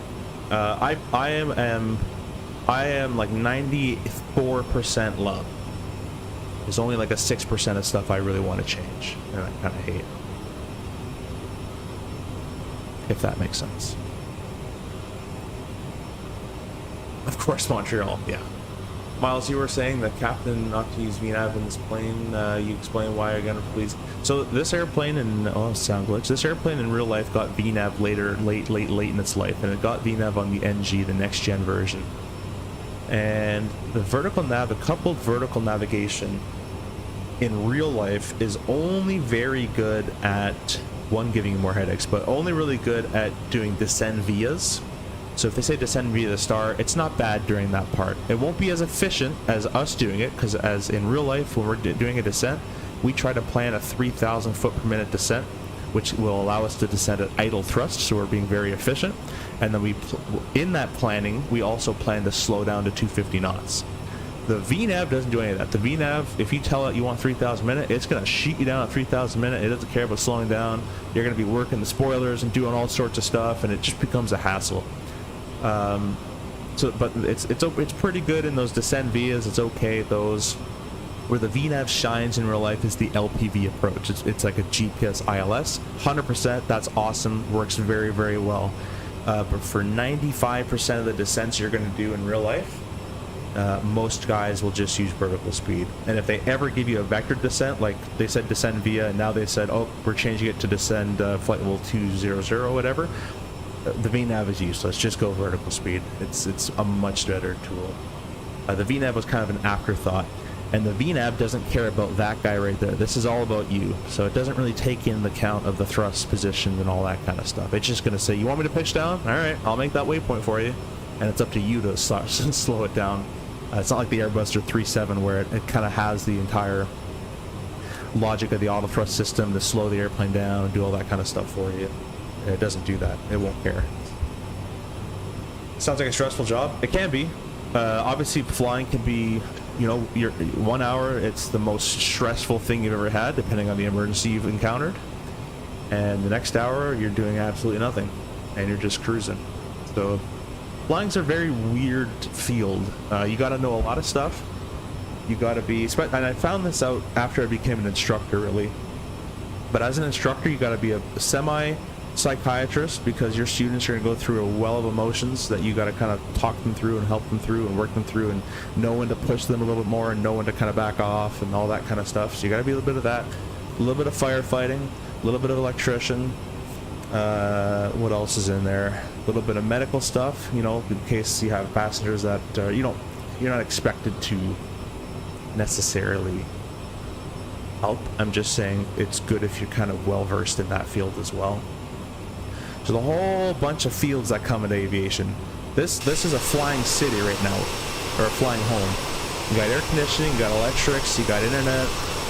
So you can take care of a home, you can take care of an airplane pretty well. Not maintenance wise, but just managing it all. That makes sense in any way possible. You got to have your hand in a bunch of different just kind of fields and constantly be thinking of what's coming up next. 04, clear takeoff, runway 23. That was a weird freeze. Same route, same procedures. I was hyped during flight school in my CFI days, but now at the airlines it just feels like another job. Same route, same. That's it. Yeah. That's it. I think still the most fun part is the more challenging weather days. The landings are always fun, at least to me. I usually hand fly it from 10 miles out. Or if it's a busy day and I don't want to overload the captain or something, I'll leave it on. Or if we're super tired, I'll leave it on. But Miles, hope that helps you with your question there. You just set 3,000 psi pretty much every time. See if double I, so I do understand what you're saying with the VIA and all that. Yeah, so basically what we would do, there's some factors we take into our descent. So factor number one is wind. So if we had a tailwind, we would minus 0.1 degrees. So if I go to this VNAV section, next page, our VPA, a 4-degree descent is what we're targeting. Let's say we had a 50 knot tailwind. So for every 10 knots is 0.1. So we would knock this down by 0.5 for 50. And it would become a 3.5 descent. So we would adjust our rate of descent with, or when we start our descent with that. The next thing we factor in our descent planning is any clouds with temperatures, icing suspected. If icing suspected and you're going to need the anti-ice system on, the wings and cowls will increase the N2 at idle thrust. So instead of being, for example, N2 of, I don't know, 60% or 70%, you throw the wings and cowls on, now you're at 75%. So now the engines are spooled up higher just to keep that anti-ice running, but that means you're also going to be much harder to slow down. So we factor all that in there. And then what we try to do is we go to this direct intercept page, and I don't have a waypoint here, but let's say that's at 10,000 and it's at 2,000 feet required down. So let's say it's a beautiful day, we got like a little bit of a headwind, there's no anti-icing, we can wait till this at 2,700, and then I would start down at 3,000 feet per minute. And I'd lead it by 300 feet, so then I can slow down with idle thrust still later on when I reduce my rate of descent, because I've beaten it there. But if it was an icing condition day with all that, with the wind, the tailwind and all that, I'd probably start down when it says 22 or 2,500 feet per minute is when I'd start down at 3,000 feet per minute. It's a bit of a game we play. And it's kind of fun part about the CRJ is it's a bit of a video game in that sense of while whoever's pilot flying can play with themselves and see how close they got to the restrictions. Well, I don't know what that was, but see how close they got to banging the restrictions bang on, without having to level off or anything just before it, if that makes sense. Data, hey, welcome back with you live. I was pausing a lot during startup. Yeah, no worries, my friend. Thanks for jumping back in. Damn, here are people saying Boeings are most complex. The 3.7 has a lot more overhead garbage on it. It's a lot more technical or manual in that sense. So there's no automated packs and all that. But this airplane flying is hands down. I mean, we've got no auto throttle, no auto land, no auto brakes. You're doing everything, all that stuff manually. Most of them don't have LPV. We do have HUDs, at least on ours. So you can do Cat 2 and Cat 3 Alpha approaches in them. But there's a lot to this. There's a lot to this airplane. I'm sure there's a lot to the 7.3 as well, just in different ways. Nothing is easy. But yeah, it's a bit of a challenging plane. It won't hold your hand. But you just gotta fly it, manhandle a little bit, make it do what you want to do. Might have missed a call, but I want to switch over to Unicom so I can get my yoke settings all fixed before landing here. You know what I mean, fires. Center Jazz 8502. It's okay if we go to the dark side now. Sounds good to me. We good with. Awesome. Thank you very much, and thanks for the service, Jazz 8502. See you next time. Sounds good. See you later. Alright, 22.8. Just so we get out of his airspace. 38 for 39. Escape settings. Let's see what happened to my TCA yoke here. It's been acting really strange on takeoff and stuff. I think there's the problem. It reset itself. Default. I say default to you. Let's save this somehow. Is there a save? Apply to airplanes. Set as default. Sure, do that. Yeah, that's what was wrong. That's why I was flying so weirdly.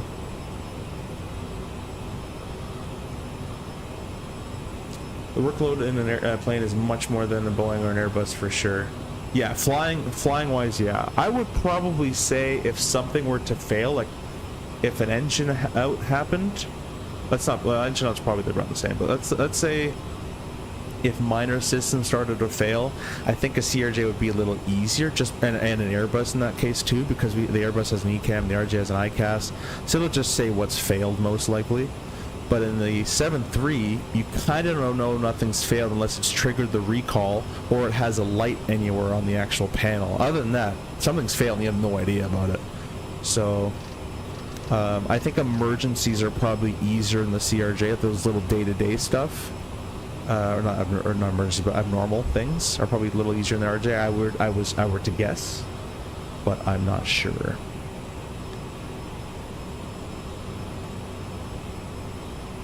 Yeah, compression stall will probably be the same. The only because you're still going to lose thrust. The only difference is the 3.7 might actually be worse because the 3.7 has wing-mounted engines, whereas the RJ has fuselage-mounted engines, and they're not exactly center-line thrust, but they're pretty close together. So they don't offer all that much yaw. Like on a V1 cut, we're about half rudder and the thing stays straight. So we don't need to do much. You can use this stuff here. Alt's cap at 39,000, and we're going up to Mach 8.1. So we'll just let it accelerate there and climb thrust.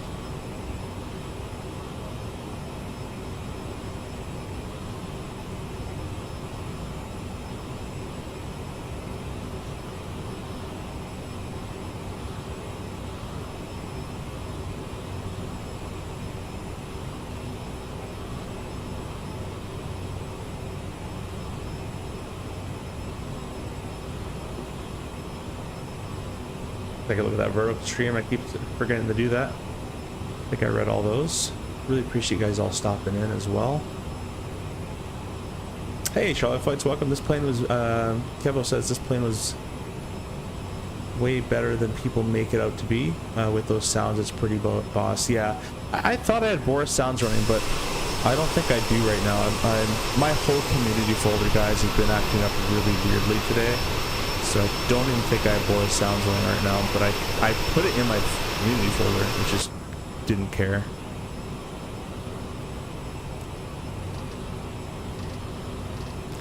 Since we're on nobody here, I'm just gonna say direct CYFC,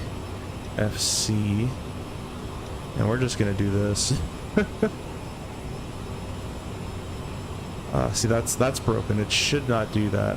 Actually, I think it should do that. Let's do this, this. No, that should have deleted that. That should have deleted everything in here. But it doesn't, so we'll go direct. Yeah, that's not correct. What it just did right there. It should have made it look like this. But anyways. I don't think that used to happen though. That seems like a newer thing. We're gonna have to bring our thrust back here very momentarily to maintain. Yeah, I've been having some weird things in 24 right now. A lot of weird stuff going on. I'm going to try to do what we do in real life, bring this thrust back a little bit, and that is to make a waypoint 30 miles prior to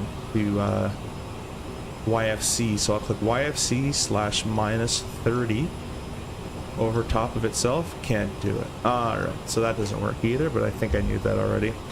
So this is the only time we really use a fix. And we'll do, oh, let's see if this works. 30 miles. Oh, wrong one. A beam. No, it doesn't work. Okay, never mind. That doesn't work either. So we'll just do whatever. We'll just load the approach. I don't know why I'm bothering. Yeah, there's some stuff where it's not modeled correctly to the real one there, but gonna do the RNAV Zulu runway 27. I'll show you guys how we do an RNAV in this thing.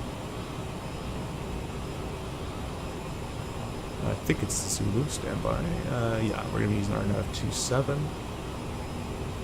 Zulu. Now in real life, because this is not the NG, it should say GPS 27. It shouldn't even give me a choice of Yankee because it doesn't have it shouldn't have an RNP loaded up. Now we're gonna take it via Hardy. And I'm just going to execute this, guys, for right now, because then I'll brief it later on you. But we're just going to go direct Hardy for right now, since we have no one else on us.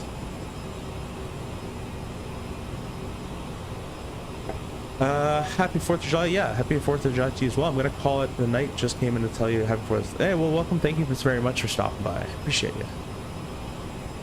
Hope you and Dad are doing okay. The auto bleed valves, gen switching, and ground spoiler are sweet. Yeah, exactly. The 7 doesn't have any of that. Why are you turning right? No one knows. Or left, sorry? Who knows why you're doing that?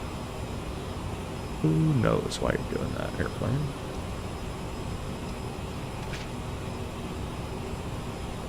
It just gave itself a massive, massive lead in for that.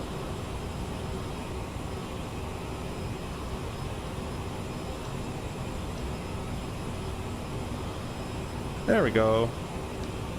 Do that. I'll let it wiggle waggle. That's fine.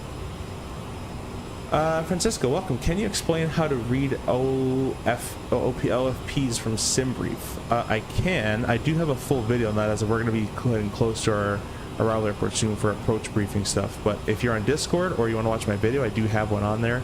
If you watch the full CRJ tutorial that I've made, that one I go through the entire OFP over there, as I just don't have time right now. But if you catch my Discord, I could do it in person with you, or through Discord. So what were your autopilot issues with flying the Piper in 24? I heard was autopilot disconnect. Yeah, I have no idea. It just would non-stop, like just disconnecting. So I tried all the usual, the autopilot disconnect, all that stuff. Then I went to go unmap some buttons, and then the autopilot disconnect worked on the autopilot panel after. So I don't know. Couldn't tell you. Does it have auto throttle? No, you are the auto throttle, Mr. Imperator. I don't know if I said your name properly. No, this airplane doesn't have auto throttle. This is all up to you. It's manual throttle, so you move it as you do. You get very used to it though. It does have FADEC, so it does have climb, toga, and max power detents. So in climb, you use climb. And then for a takeoff and takeoff max thrust, sorry, a full rated takeoff slash a flex takeoff, you would use toga. And then if ground collision is imminent, you'd use max power. But other than that, you're doing everything by yourself. Makes it a bit more fun. Will do? No worries, my friend. Phantom mappings are a thing right now. Yeah. Yes, they are.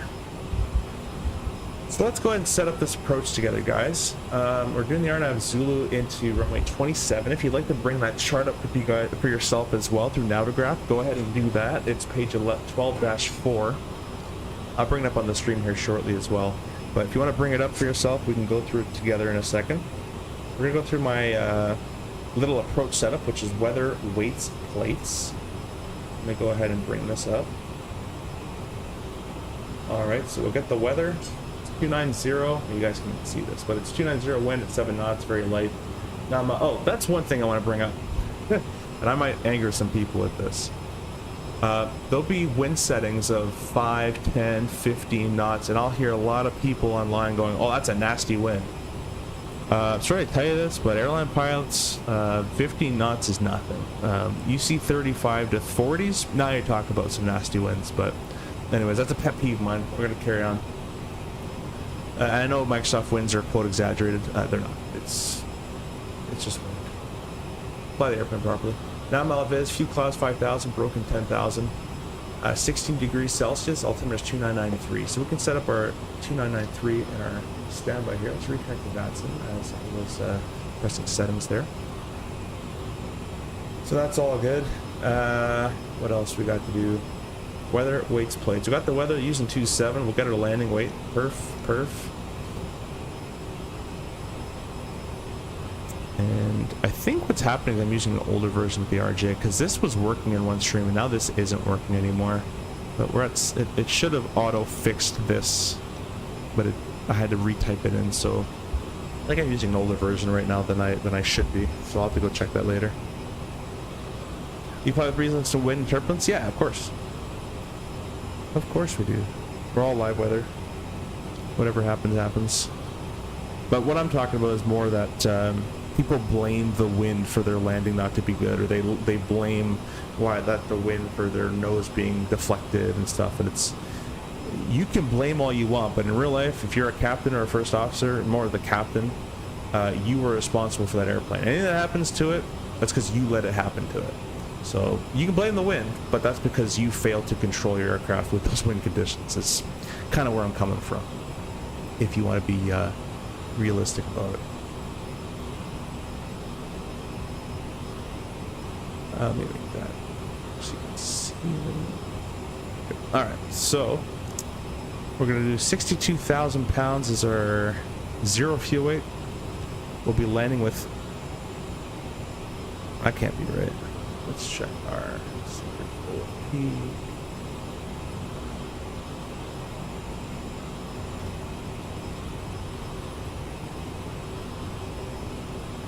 Predicted landing is gonna be 3,900 pounds, so we'll call it 4,000 for easy math. 62 plus 4 is 66. So we'll go over here, we'll go performance, takeoff and landing. Let's just make sure our speed's good. Let's break our throttle back just a tiny bit. Airport is going to be Charlie Yankee FC. We'll press OK. Runway 27. Let's dry, refresh the METAR.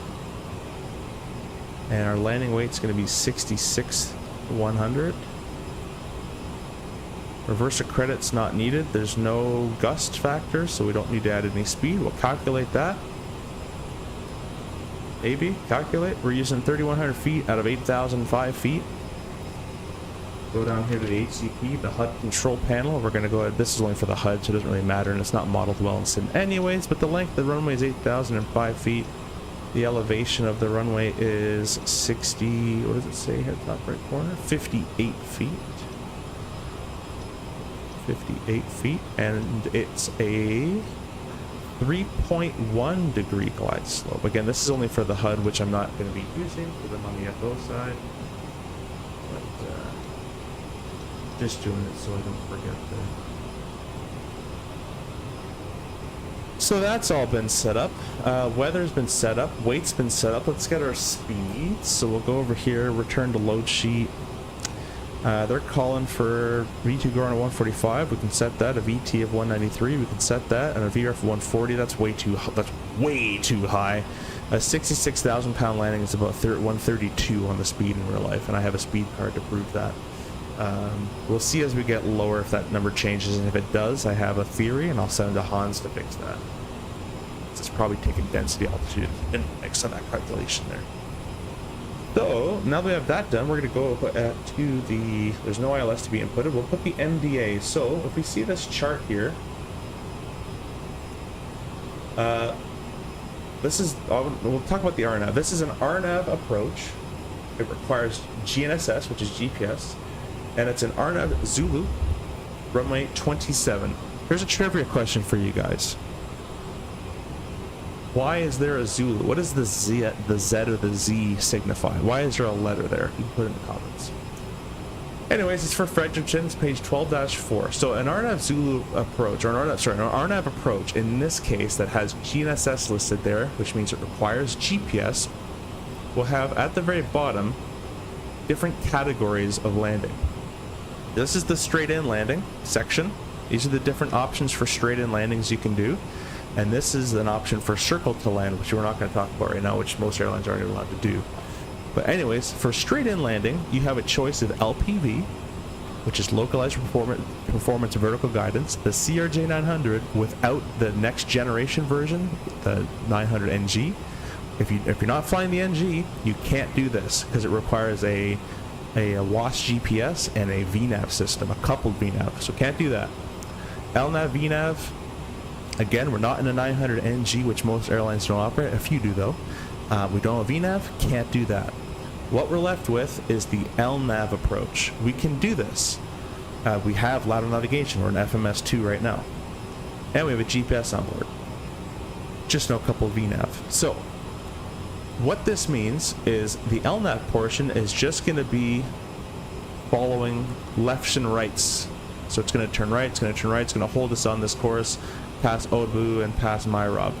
That's all that's going to do. If you leave it in LNAV, that's all it's going to do. You're going to fly over the airport at 5,000 whatever feet. It's our job as the pilots to use the vertical speed function, or technically you can use the speed mode, but I would not recommend that at all. We'd have to use the vertical speed mode to hit all these points. So, we'll start at Tobu roughly at 2,500 is recommended. Doesn't mean you have to be there. And then 3.1 from Myrob would start our descent to pass Myrob at 1,500. And during vertical speed, it's your job to verify that you're passing Myrob at 1,500 feet. The airplane's not going to do it for you. We're in vertical speed mode. So what we're going to do, there's two different ways you can do this. You can be at 2,500 feet and get all configured, gear down, flaps full. And then from 3.1 miles, we're going to start roughly 800 feet per minute down, hopefully to cross Myrob at 1,500. If we're not looking like we're going to cross at 15, I'm going to reduce the rate of descent and or increase the rate of descent to meet 1,500 feet at Myrob. After that, it's just down to the MDA, which we'll talk about in a second. The other way we could do it is, see where it says Otobu GPA/VDA 3,400. What they're saying here is, instead of being at 2,500 feet, you can start this approach at 3,400 feet at Otobu, and from Otobu, a constant descent at 3.1 degrees all the way to cross Myrob at 1,500 feet. So you can start, there's two ways. You can start at 2,500, 3.1 descent, or you can start at 3,400 at Otobu, start your descent, and keep it all the way constant. Up to you, whatever you like, doesn't matter. To keep it simple, I'm going to show you guys the easy way to do it today, which is starting at Otobu at 2,500. We're going to be gear down, flaps 45. That's how we do it in real life as well. Or that's a version we do in real life as well. Then we're going to see 3.1 to Myrob. We're going to click vertical speed. And if we come down here, they give you a little table. So for a 3.0 descent path, or 3.1, sorry, in this case, our ground speed is roughly going to be 140 knots. You're going to need 770 feet per minute. We'll call it 800 feet per minute. So we're going to be gear down, flat 45, 2,500 feet. A lot of power holding us here. And then at 3.1 from my Rob, or 3 miles, close enough, we're going to click vertical speed, negative 800 a minute, to cross my Rob at 1,500 feet. Then we're going to come down, and the lowest we can get here is the MDA, the minimum descent altitude. So in that case, for us today on the LNAV minimum, remember we can't do that, we can't do this, we can only do this, because we have no coupled VNAV. It's still an RNAV approach, guys, it's just not a, it just had no vertical guidance, no glide path at all that it can follow for us, but we're going to be the glide path, we're going to do it. So once we're at 400, so most operators on these non-precision LNAV only approaches will add 50 feet. So my company does this as well. So our MDA is actually to be 450, and that's just added fudge factor. Okay, so we're gonna, after my Rob, we're gonna keep a nice constant descent. The lowest we can go before we see the runway is 450 feet. So let's say we get to 450 feet, you're like, well, when do I go missed approach? Or when do I go missed? You know, if I just still can't see it, when do I go missed? This is your missed approach point right here. So you can gonna keep the MDA. So we're gonna go lower, the weather's fine, so we should see the runway all the way from Otobu, to be honest with you guys. But that's what we're gonna do. Flat 45, gear down, 3.1 from my Rob. We're going to select vertical speed. We're also going to bug our altitude differently. 800 feet a minute to cross my Rob at 1,500. Keep a nice constant descent, looking for the runway. Once you're visual with the runway, guys, you can turn the flight directors off. You're allowed to go below the 450 feet MDA, below that altitude. You're allowed to once you're visual. If you're not visual, you're doing the missed approach. That's how that kind of works. Lithona, hey, welcome in the vertical stream. Thank you for stopping by. Let's check the Discord here a little bit. How's the performance in 2024 with CRJ? It's pretty good. I'm having some sim problems right now, so don't take my sim as a benchmark. I'm having a bit of stutters, but I wasn't last before the NVIDIA update, so I got to do some fixing on my end. Winds return 90 at 1 gusting 2, and it made me fly off the runway at all winds shear. Yeah. I was always wondering what the take on would be. What the take on would be? That would be on the RNAV that you're talking about? Sorry, Kev, I don't really understand. Unverse says, yep, that'll get a lot of people angry for sure. Yeah. Imperial Captain kind of mentioned your name yesterday, so I thought I'd come and have a look. Just wanted to say that the streams are very interesting. Hey, I really appreciate you. Thank you for stopping by, and thanks to Captain Canada for sending you as well. So really appreciate you being here. Miles says multiple approaches from different fixes to the same runway for the Z, X, and Yankee, etc. That's correct, Miles. Now, a next question for you, Miles, or anybody else. Why is it starting from the back of the alphabet and not the front of the alphabet, like Alpha, Bravo, Charlie? There's the next question for you, Miles. Captain Jack, my good buddy Captain Jack. Guys, go stop by Captain Jack's channel as well. Our awesome streamer. Good buddy of mine. And hopefully we'll get to meet in person either at EXPO, or maybe I'll fly out to his city as well. Really awesome guy, down-to-earth human being, one of my best friends in the flight sim community as well. Kevin says, I guess I was already flying realistic everything. Yeah, exactly. Your videos are awesome, my friend. Thanks you, Captain Jack. Really appreciate it. How are the landings coming as well? Are they getting better?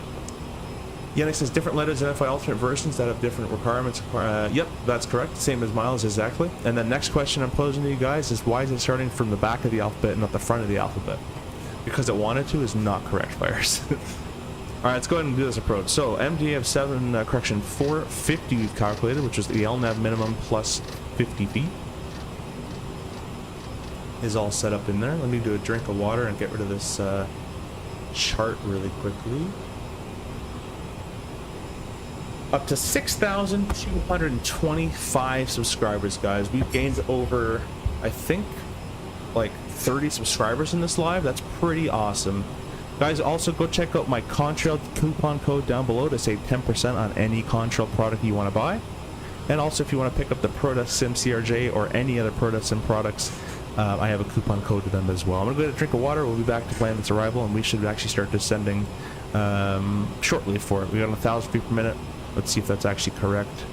That sometimes lies to you in the sim only. In real life, it's really good. Yeah, 1,000. So we're going to wait till that says about 25, and then we'll start down. Get the water. You're back.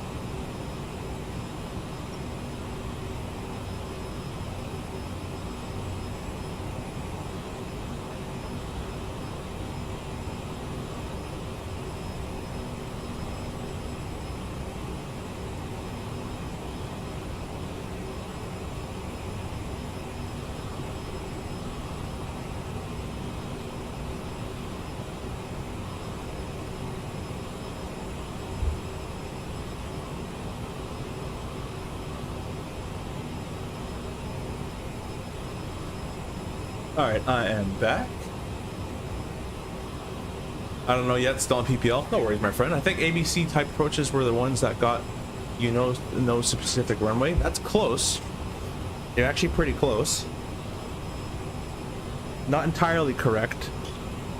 But it's kind of getting to the right. Well, it's not correct, but it's getting closer.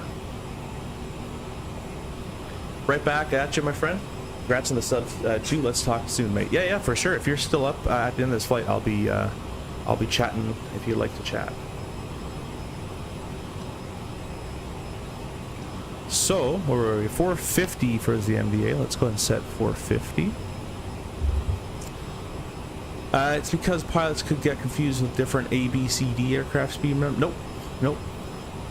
The answer is all precision, and I know before I finish this, I'll talk about this in a second, but all precision approaches, all multiple precision approaches will start Zulu backwards, and all non-precision approaches, BOR, NDBs, and circlings will all start with A and going forward to back or whatever, the correct way in the alphabet. So go take a look at an NDB Alpha and an NDB Bravo and Charlie, and they start from ABC, all the non-precision stuff, and all the precision stuff will start from Zulu all the way backwards. Yeah, the Airbus switches on the ProduSim look really good. I don't know what y'all are talking about, but I think y'all will be watching. I don't know what y'all are talking about, but I think I'll know by watching your videos. Chocolate, we're talking about, if I pull this up real quick, I asked a bit of a trivia question to you guys of why is this called a Zulu and why doesn't it start with an Zulu is well, we figured out why earlier, but the trivia question was why is it Zulu and why wouldn't it start with an Alpha? And the answer is Alpha, they start from the back of the alphabet for precision approaches, and they start from the front of the alphabet with non-precision approaches. Anyways, I gotta get this figured out because we're gonna be descending here quickly. Hardy, let's look over this approach plate here with us. Got Hardy, MCO, Helby 4000 above. I got Ickgood. Let's just go direct Ickgood now.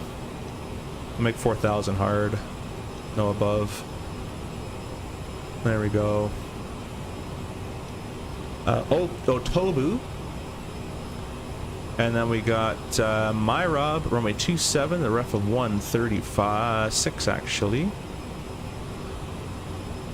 Missed approach is Newgum 269, holding at Newgum 202 knots, 3000, and that's confirmed. We'll go ahead and execute that.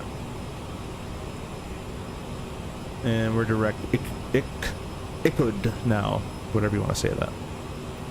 So we want to be 4,000 feet at Ickra. This is how we descend the CRJ. We want to be here. Now, if I go to the direct intercept page, it gives you all the waypoints with all the altitudes written out. 2,500 feet needs 1,100 feet per minute. 4,000 feet needs 1,000 feet per minute. We're going to wait, because we're targeting a descent profile of 3,000 feet per minute with idle thrust. We're going to wait till this required feet per minute is closer to 2,700 feet per minute required, and that's when we're going to start our way down. So we're just chilling for right now. You can see the top of descent's been calculated in 32 minutes, 245 miles. Still got 34 minutes direct to the airport, but 32 minutes direct to Ickgood. So I'll talk about the approach plate in a second here. Wow, those Airbus switches are on the ProtoSim, what a great idea. Yeah, they're really cool. And also another company called FlightSim Factory makes a really cool CRJ, or sorry, not CRJ, really cool 737 switches, fuel cutoff switches as well. Calgary, hey, welcome. Is more common to use ILS, Yankee, or Zulu in real life? You'll get the Zulus more often, but it just depends. Depends where you're coming in from. Sometimes the Yankee, if you're coming in from a certain way every time, sometimes the Yankee is what you're going to use more often. It kind of just depends. But usually the Zulus are the more used on average. I would guesstimate if I had to. So once again, guys, I'm going to go through this approach so everyone's on board with the RNAV that we're doing. Real quick on the vertical stream, Defense, welcome. Do you have videos with ABCs on flying? I'm new to the channel. Jir, great stuff, by the way. Kudos. So the ABCs we're talking about, Defense, it's talking about non-precision approaches and multiple non-precision approaches to the same runway and how they're labeled. That's how we're talking about that. I actually don't have a video on it, but I can make one if you guys want. I think there's tons on it. Arnold, hey CFI, did you check out the new version of the MD-82 at the Expo? What did you think of it? I didn't actually get time. I didn't check on it. I saw it, but I didn't check it just because it's just software. I kind of spent more time checking out the hardware more than I did the software. I did check out the Falcon F50 though. That one looked pretty cool. And I did check out. Let's see if the airplane's going to turn on course a bit. I don't know why it's not doing it. I did check out the 757 a little bit. I didn't really get to fly it because of a story I won't tell, but and yeah. So, but I did not see the. I didn't really check out the MD-82. I heard better sounds though. That's kind of it.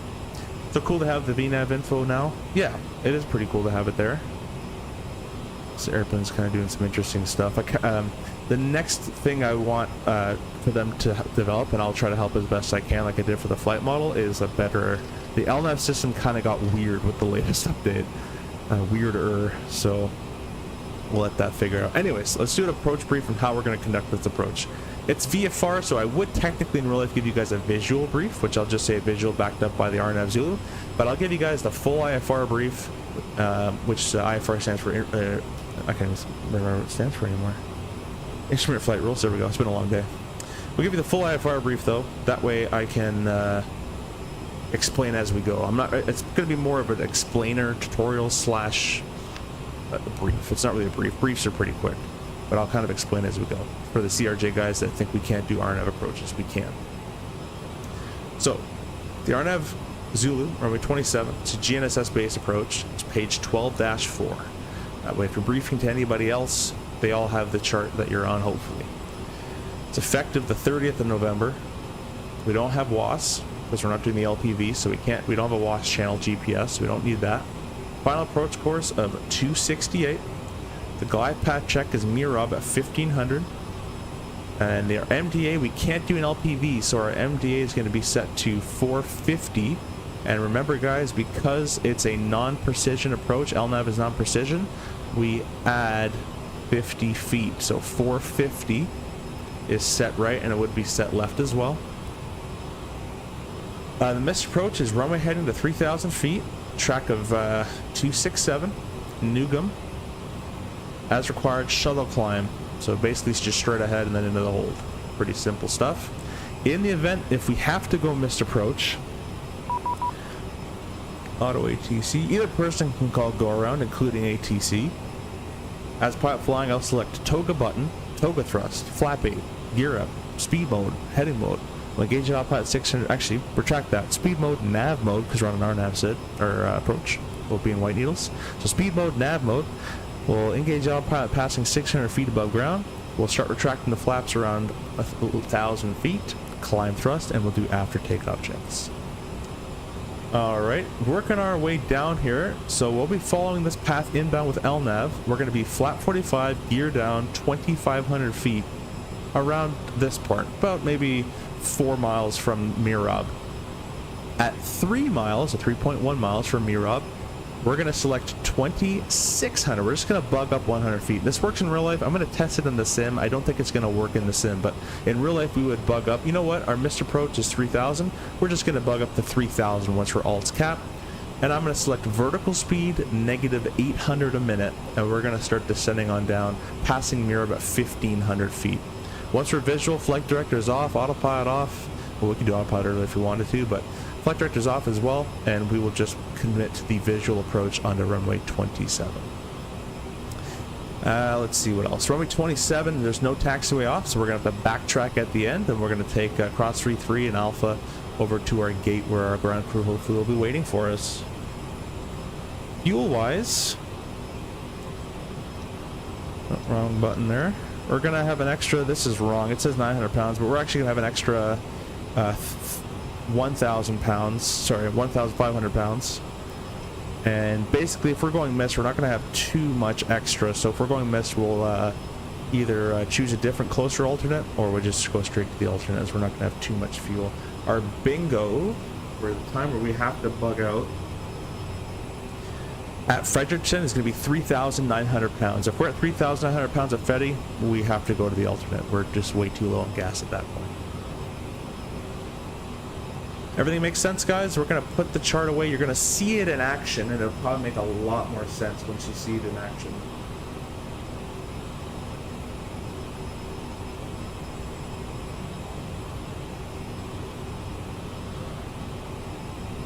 Got some airplanes flying along with us here.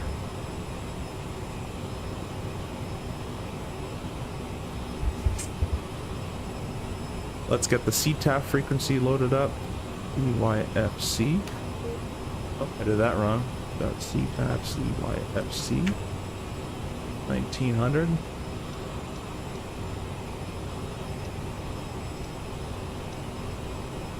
Alright, notice that ICUD needs 1,400 feet per minute. So as we're flying straight and level here, this vertical speed required to make 4,000 is going to keep increasing. We're not going to start descending, in the CRJ at least, until it requires about 2,700 feet per minute. Then we're going to start down at 3,000 feet per minute. So we're going to lead it. It wants 27. I want 3,000, but I don't want to go when it says 3,000 because then I have no room for slowing down. I want to be able to beat the computer there and have the ability to reduce my rate of descent and still make all the altitudes and slow down. So we're gonna lead it by about 300 feet. Eddie, welcome. Good evening, folks. What are your PFD colors? I believe they're just the default ones. I don't think I changed it in 24.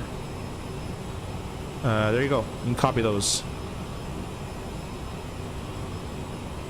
What planes did you instruct students in? Curious if you want to tell. Just 172. Just a good old 172. Data Hotbed, I have some questions for you. I'll hit tomorrow. Are you available? Thank you for the full startup. Yeah, for sure. I will be available tomorrow. Just let me know.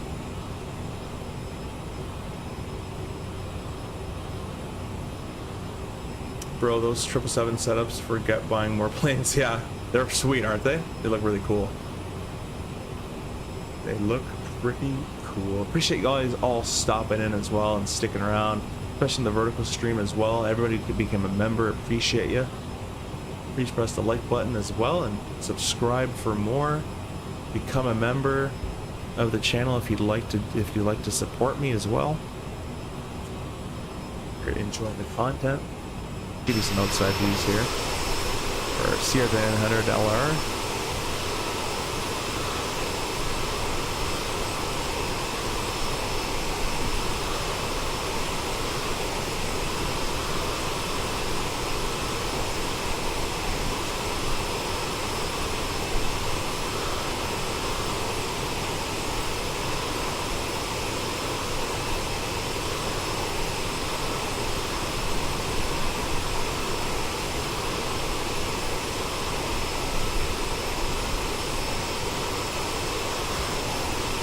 Is it necessary for a pilot to know the waypoints, or will it be given in a sheet? You don't know all the waypoints. You're given the waypoints in your flight plan. So at the gate, when you plug in your flight plan, you're going to in the FMS. You're going to cross-reference what you have plugged in here on your OFP. It's called, and your operational flight plan, and they should match. Seth says, can you talk through the single-engine taxi procedure for CRJ? Well, yep. Simply start up the engine. So if you're going to start the right engine up, start the engine as you would normally, then take off the left pump if you're leaving the left engine turned off. and taxi as you would, just with right engine instead of both.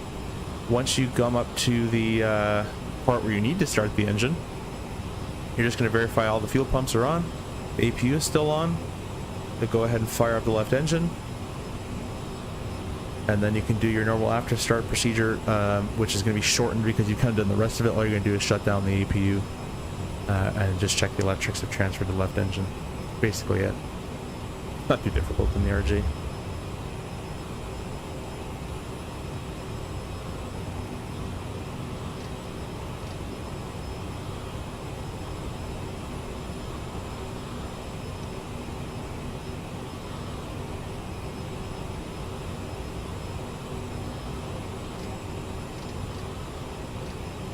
So notice that ICA has 210 at 4,000 as well. Just keep in mind of that. Oh, froze. Back. Seems like moving that freezes me.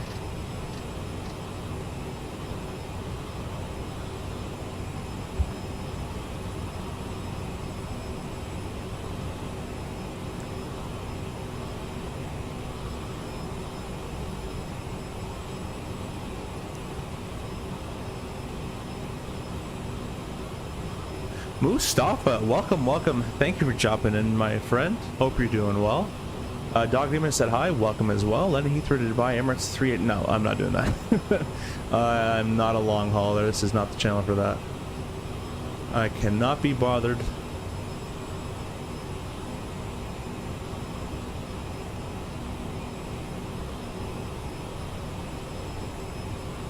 Mustafa, we are streaming on horizontal stream as well. If you prefer the horizontal stream, feel free to use either one.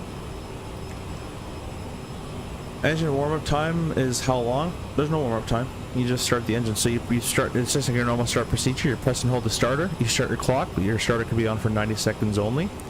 Make sure you have an NT of 20% with an IT below 120. Add your fuel. The engine starts up. You're good to go. That's it there, South. It's pretty simple, actually, for the RJ. Isn't that, is the warm-up time, like, to start the engine? Like, starting the engine takes about, maybe the whole procedure, about a minute.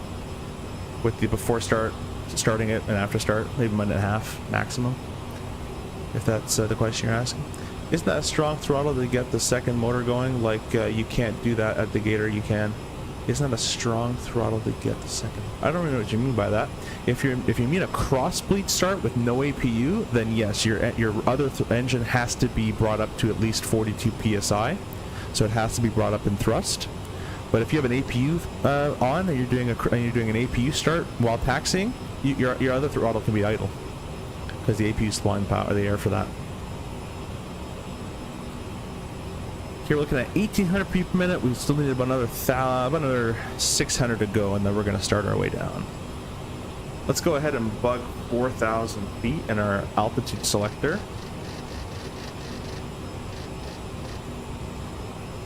.45. 4,000 feet is set and confirmed. Something tells me that this is like not entirely correct. Let me do some quick maths. Yeah, if you talk about the crossbleed, then your other engine will have to be brought up, and we do not do that at the gate.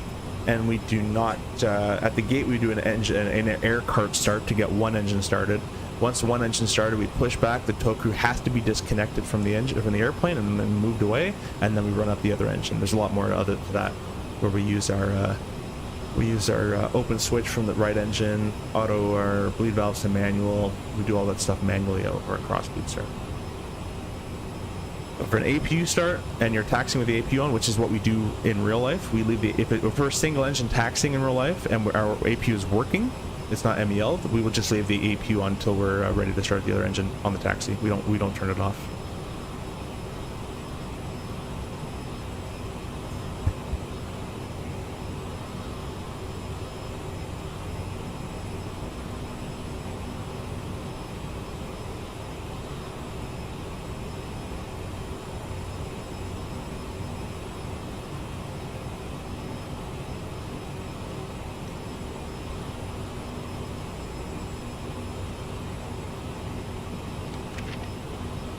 This is where, guys, we can beat a lot of people who use VNAVs and all that stuff, because you use the regular VNAV system and all that, they're going to slow you down so far away. Most times, unless you configure them properly. But in the RJ land, we keep it quick and we stay quick. Just keep it going. That's why the chat doesn't match on my phone. Yeah, no worries. We have horizontal and a vertical stream. Got 2 streams going tonight. Just so anyone who wants to watch on their phone can watch on their phone.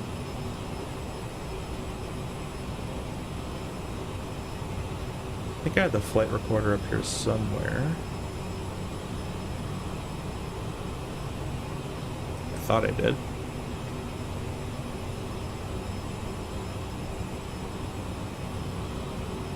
There we go. So I have it for later.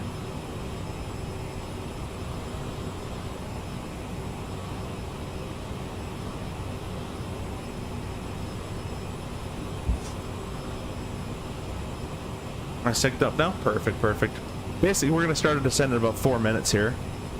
It wants 2,200. Remember, guys, for the CRJ, we want 3,000, or ideally, we want 3,000 feet per minute, and that will allow us to do an idle thrust descent at around 290 knots, and is the most fuel efficient that we can possibly be. So I'm just driving towards this airport, staying nice and high, and then once this requires, that's actually targeting the wrong one. Once this one requires, we're going to EXPO at first. Once this requires about 2,700 feet per minute, I'm going to go down at 3,000 feet per minute. So I'm getting ahead of the game. And the reason is, this is one, we got to slow down for 250 at 10,000. And 2, we need to slow down for 210 at EXPO. So once it requires 25, 26, 27 per minute, I'm going to go down at 3,000 feet per minute. If I went down at 3,000 when this wants 3,000, I have no wiggle room. I have no slowdown time. I haven't built anything in. So I'm going to start, we always start earlier than what it says in real life as well.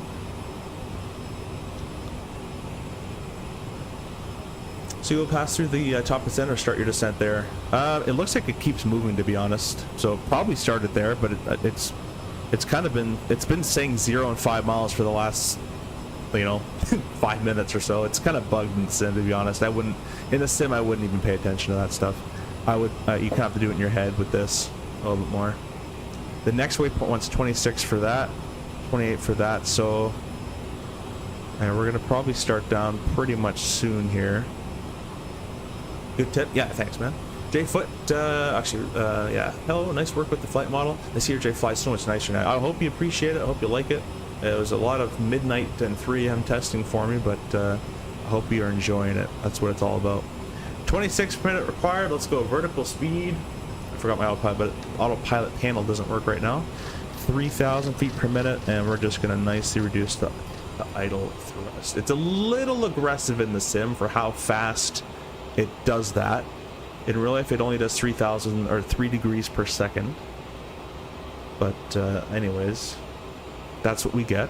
And notice now in the new version, idle thrust barely decelerates you anymore. Before, you were just slowing down. Now it barely decelerates you.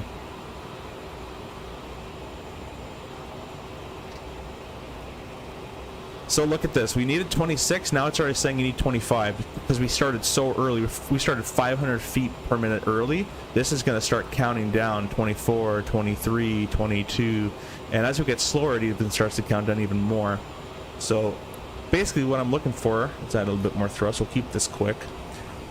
What I'm looking for is that there's 2 speed things we got to worry about. We got to worry about 10,000 feet. We got to slow for 250. And we got to worry about ITCUD at 210. Having a hard time saying that waypoint name. So the first one is 10,000 feet, 250. The way we do that, because I've given myself so much wiggle room with that descent, I've started really early. At 2,000 feet prior to my slow altitude, which is in this case 10,000 feet is where I want to be slowed to 250 by. 2,000 feet away from that is 12,000. I'm going to select a vertical speed of 1,200 a minute, and I'll leave my thrust at idle. So a little rule of thumb is 12 at 12 in the RJ. 12,000 feet, 1,200 a minute, and that will give you 250 knots at 10,000 pretty much every time with idle thrust. No spoilers required. And then because we started so early, 210 should be no problem to get. Again, guys, in the CRJ 900, at 230 knots, you can get flap 1 and flap 8 out. At 220 knots, if you really needed it, you can get flap 20 and gear down at 220 knots. So this thing has no problem slowing down once you start getting those. Once we're below 230, it's easy to slow down. That's kind of how we descend plan this thing. There's no anti-icing. Actually, there might be a little icing in there, so that's why I started a bit early. You can see some clouds, and we're already at it's minus 18 with 46, and no icing can happen just yet. But once we get a little lower, it's going to warm up, so the possibility of icing gets improved there. I'm going to target 7.7 in descent here. Although we're going to transition into Mach to IAS 290 is what I want through 31.6. It just say, let's see here, perfect, 290 is what I wanted. Awesome. And we'll just leave it at idle thrust. Yeah, so it still decelerates a little bit too much still, but it's a lot better than before. Before the speed trend was like that big. So we'll let it just go at idle thrust. We'll just see what happens. We'll kind of play it.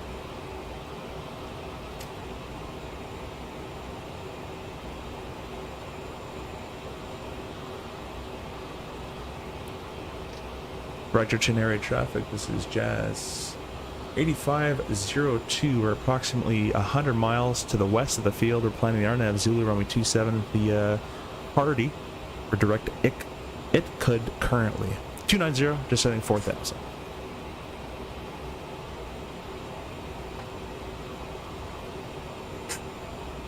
A little bit more water required. This is how we stay nice and fast. This airplane's a rocket ship. You gotta fly it like a rocket ship. Don't be afraid to go down and fast. I see a lot of people online with their 320s and other airplanes. They're slowing down so far away. I'll tell you, in real life, in the States especially, they want you fast pretty much all the time.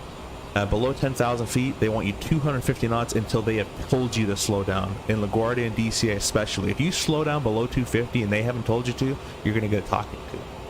So I would get used to not stretching the limits, because you're still flying within the limits, but I would get used to flying fast, staying fast, and then configuring a little later than most simmers do. I've noticed, and I used to do it a long time ago too. When I did fly, I used to, I don't want to overspeed. I want to be very, but there's tips and there's tricks you can do to get your speed down.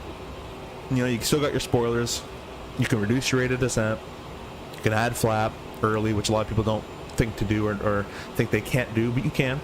You can even add the gear down if you wanted to, as long as you're below the speed limit for it. Have you gotten the Mosi yoke yet? No, it hasn't even shipped yet. I really want it though. I purchased it. I'm just waiting on it to ship.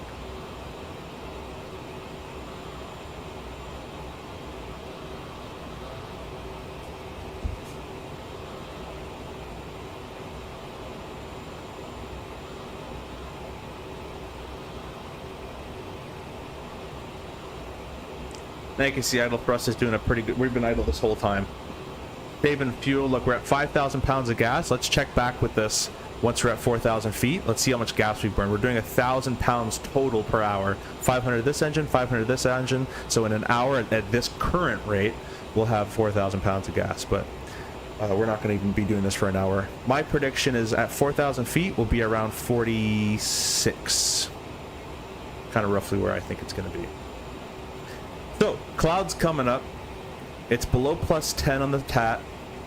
It's below, or above technically, minus 40 on the SAT. So this is icing conditions.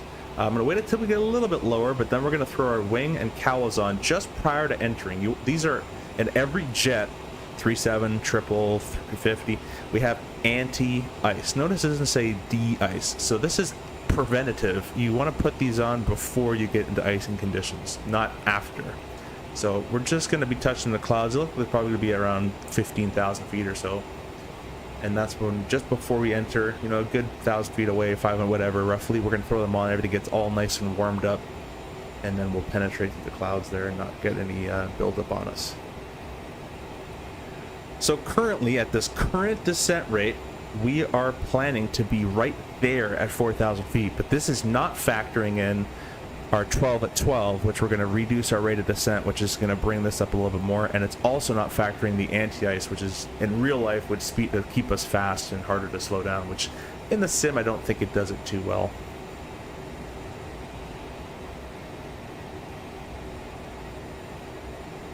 All right, why don't we go ahead and go warm up those wings and cowls.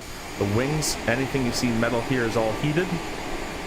The shiny thing around the engine, around the cowls of the engine there as well, it all gets heated up. So wings and cowls on. You get the wing/cowl anti-ice on. You can even go to the anti-ice page and you get all of it being green supplied there. There's transition 2.9 or 9 or 3, basically standard. Now in real life, this airplane would start to accelerate a lot. You'd be going into the 310s, 320s. It doesn't really do that in the sim too much. That's something I have mentioned, but it's a bit harder to get worked in. Notice we need 1,500 feet now to make Otobu. What about Itka is 1,500 still. So once we get to around 14,000 feet or so, it'll probably match up with 12 at 12, to be honest. It'll probably say 1,200 feet required at 12,000 feet anyways, so it's going to nicely, beautifully work out. And that's the little game I was talking about earlier when CRJ pilots play, is seeing if we can make all the numbers nicely match up for ourselves. We're at TAD of +7. We can throw the anti-ice off at +10 as long as we don't have a green ice light there, which we don't. If a green ice light is there, that means there is ice suspected on the airframe. We're going to keep these on until that ice light goes away. No ice light suspected, but it's still below 10, so we're going to keep it on. The Sim 737s will calculate at 240 descent speed if you don't watch it. Yeah, they just slow right down. In real life, that's what we do in our RJs. This is exactly what we do. This is exactly how we did it. In fact, I did it earlier today. I flew from Detroit earlier today in the RJ.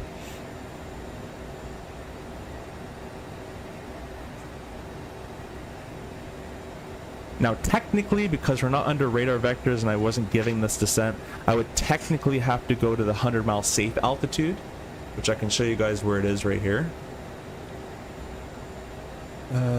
Right here, 7,500, because I'm not within 25 miles of the threshold. Actually, we're about to be, but we're not. So I can only go to 3,000 feet, that MSA, once I'm within 25 miles of the threshold. There comes our 12,000 feet. Let's go ahead and reduce our rate of descent. Notice it needs 1,100 feet per minute, pretty close. I'm going to do 1,000 because as we slow down, it's going to require even less anyways. So we'll do 1,000 feet per minute now. Instead of 12 at 12, I'm doing 1,000 at 12. And we're going to select 250 on the speed. We're still idle thrust. I haven't touched the thrust. I'm just leaving it at idle, guys.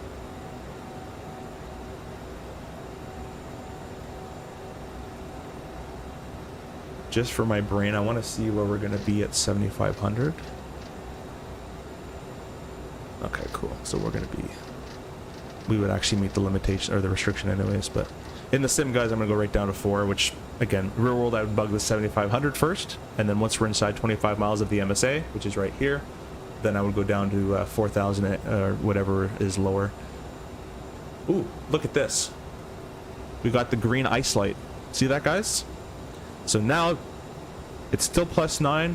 We're kind of in cloud, not in cloud, but even, let's say I wasn't in cloud right now, I'd still have to keep the wing and cowl anti-ice on because we have the green ice light, which means ice is suspected on the airframe. And the little ice detectors are right here. Oh, these guys, whoop, stop. These guys right here, the ice probe detectors. Right there, there's 2 on each side. And you can see we've got a little bit of ice. See that? Look at that, 10,200, 250 knots is coming in beautifully. And now you can just match your rate of descent. Let's see, EXPO needs 900 feet per minute. Let's just give it 900 a minute. There's 100 less, whatever. That works out.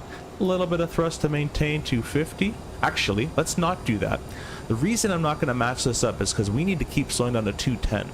So I'm actually going to do a vertical speed of 1,200 a minute. Leave it at idle thrust, or if we can, we might have a little bit of thrust in there. And I'm descending steeper than it wants. 300 feet steeper than it wants, and that way I can slow for 210 after a bit easier. Still +9, so we have to keep our wing and anti-ice on. This is all the calculations that goes into this. EU Air Korea, hello, welcome. Hello CFI, it was nice to meet you at the expo. I wasn't there at the moment. Kim told me you were there. Yes, I met Kim. Awesome. I loved everything I saw. I actually would be using the FMS right now, but I had a sim problem at the very beginning of the sim, and I don't think it liked it, so I had to turn the FMS off for this stream, but the next stream I'm gonna have to do a lot of resetting for my sim, and my community folder is all screwed up now too, I think, from whatever I did. But the next stream that I do in the RJ is definitely gonna have the PU Air Korea. The last 2 streams I did with the RJ did have the PU Air Korea FMS, and I still love it. I think it's the best keyboard too, in my opinion, personally. Anyways, for above +10, we have no green ice light. Let's go ahead and throw off our wings and cowls, as we don't need that anymore. I really appreciate you joining PU Air Korea, by the way. If you guys don't know who PU Air Korea are, they are a hardware company. They make FMSs. They make the hot swappable FMS, which is really cool. You can have a CDU that has a faceplate of an Airbus 777, 67, 320. I already said Airbus. CRJ MD-11, and you have one CDU and then multiple faceplates, so you can just hot swap and plug it in without having to plug the entire new cord in or anything. You just magnetically swap the faceplate, and now you got an RJ, or now you have a 320. And it's a really cool system, really good piece of kit, and the keyboard on it feels really close to the real airplane in the tactile feedback, that is. There's not a mushy feel to it. Very nice keyboard, in my opinion anyways. Alright, so we're within 20 miles of the threshold. We're passing 75 at the 100-mile fix anyway, so we can technically go down below 75 at this point, which we are doing. Bro, my CRJ EFB is not turning on. That's not weird. Just click it and it should turn on for you. I'm texting right now at night. Seems I need landing nose light on to really see that. Is that normal? Yes, the landing lights in the RJ are very bad. And the tax lights included. They're not that great. I installed Navdata, but it won't turn on. I'm not sure about that, my friend. You might want to just completely uninstall the airplane, delete all the files, and reinstall it with just a brand new update. I thank you. If you have a problem with the plane, please let us know what plane you tried. We'll fix it. It was actually the very beginning of this stream. If you go back to the very beginning of it, it's with the CRJ. It's I don't think it's a plane problem. It's a my computer problem, I think. Because it's worked fine all the time. It's just today, and I've been having a lot of bugs today. So I'll get back to you though if it is me, but I really, or if it is this FMS, but I really don't think so. I'm pretty sure it's just me and my PC setup right now. Of course, after the live, keep stereo cockpit there. Yeah, exactly. Under 10,000.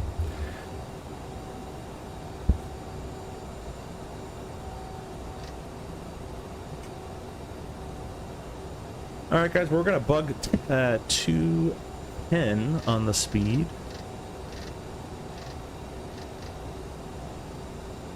And I'm just gonna reduce my rate of descent to about 500 feet per minute or so. I'll do 700 feet per minute. Retrocessionary traffic, it's Jazz 8502. Left downwind, 10 mile downwind, runway 27. We're gonna be joining the Yarnev Zulu 27 though via ICDUD. Fredericton. I like to give some sort of a VFR call and an IFR call. If anybody does VFR in the area in real life especially, they don't know all the IFR lingo, saying I'm doing the RNAV Zulu, blah, blah, blah. They have no idea what that is. So try to give them some sort of a rough, you know, I'm on a left down, a right down, actually technically I'm on, not even a left downwind, but try to give them a rough estimation of where you are, you know, 10 miles to the north, whatever. Because the VFR guy in real life won't have any idea what an RNAV Zulu is. Fly for 4,000 feet. Leave it at idle thrust. We'll go ahead and select 400 a minute. We'll just match it up. I absolutely love the PR Korea that plus SPAD or MobiFlight is basically for any plane. Yeah, you don't have to buy new faceplates if you don't want to. I mean, I like having new ones, but you can use CRJ faceplate and it works on all of them. Pretty sweet. As long as the screen pops out of, you can press right alt and pop it out. Oh, PU Air Korea, if you're still here, I want to ask you, how do I change my FMS from controlling the buttons on the left side FMS to controlling the buttons on the right side FMS? I really want to do that, if that's possible. My localizer is not capturing. What approach? You have to let me know about that. If you can, record a video and send it in the Discord. So guys, I'm going to put up the chart here and I'll make it a little smaller.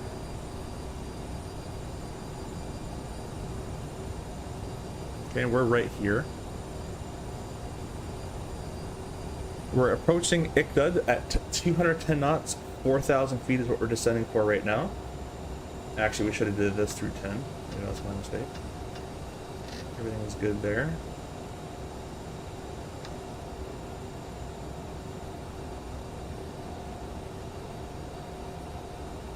Well, the walk, what if one of your anti-ice doesn't work? I've had that many times. Basically, it's leave icing conditions as soon as possible. Basically it. Either descend below it or climb above it. That's all you can really do. Alright, let's go flap 1. Alt's cap. We're turning inbound to Tobu. And we're going to slow 190. Actually, I'm going to go flap 8. We'll slow 180. Frederick January traffic, Jazz 5, correction 8502, turning direct at Tobu. That's going to be a 10-mile final. RNF Zulu, runway 27. Fredericton. Frederick traffic, Jazz 626 is 8,000, overhead to Tobu. Alright, that did a pretty bad job of intercepting that, but we'll see how that goes. Let's continue on down to 2,500 feet. Again, guys, I'm giving you kind of the easier way to do all this. We're going to go gear down. Get our landing checks. Again, we're doing this as we do in real life. This is how we do these RNF approaches. I kind of briefed the two methods. This is the easier of the two, where you get right down to the recommended 2,500. Get all configured flap, 20 now. Get all configured flap gears out and all that kind of stuff. And that's all you got to do after is descent. So it makes your life a lot easier. We'll go to slow 160.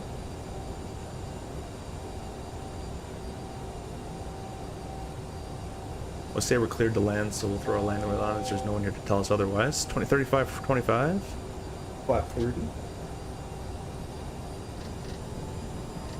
And we'll get flap 45 on the turn. If it turns. There we go. A little late.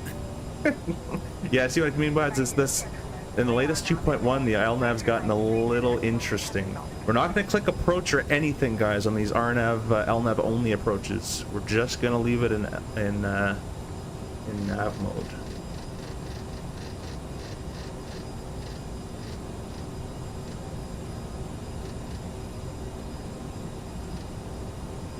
All right, we're going to add a little bit of thrust. Alt's capping at 25.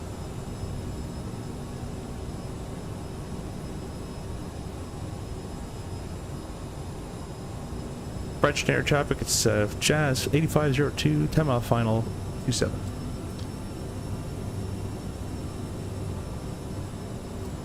Alright, let's go flap 45, a ref of 136. And we're going to bug 3,000 feet. That's our missed approach altitude. That's confirmed for the missed. And then once you get to 3 miles from MyRob, we're going to do a vertical speed roughly of 800 feet per minute. You get a better distance right there. A little bit more thrust. So technically it's 3.9 via the chart. But we're all configured. We're all configured, good to land. Flap 45, gears 3 green, versus armed, landing lights on, cabin advised. Alright, 3.4. I'm just going to click vertical speed. I'm not going to tell it to do anything. Put it back to 0. 3.1. Let's start descending. 800 a minute we'll start with. And disregarded the altitude alerters, the missed approach altitude is set 3,000. Let's see. Mirab wants 700 a minute. Let's do 700 a minute. That tells me right there as well. Runway's already in sight, visual landing. We're allowed to go below the MDA. You even get a white snowflake saying we're a tiny bit high. That's okay. We're actually pretty good. And we're just going to pass Myra about 1,500 feet. If we were not visual with the runway, we'd have to cross 1,500 or above. Because we're visual, we can technically cross lower now. But we'll still stick like we're doing it properly here. Or we're doing an IFR wise. For runway 27, we'll give you the aircraft ahead enough time. All right, let's start our flight recorder. And French traffic, Jazz 8502, 5-mile final 27, ready. Don't know why it's only doing 600 feet per minute when I requested 7. We'll do 900 a little bit more to catch up. Reduce our thrust of that a little bit, and we'll go back to 800. So there's my rod crossing at 16, a little high, 1620, but that's okay. It's 15 and above. Just don't cross below it. That's the only thing. All right, we're visual at the runway. I'll lock my rudder pedals, or I'll lock my wheel here. Here we go. We're gonna go get my view all set up here. Autopilot disengaged. And we can cancel our flight directors.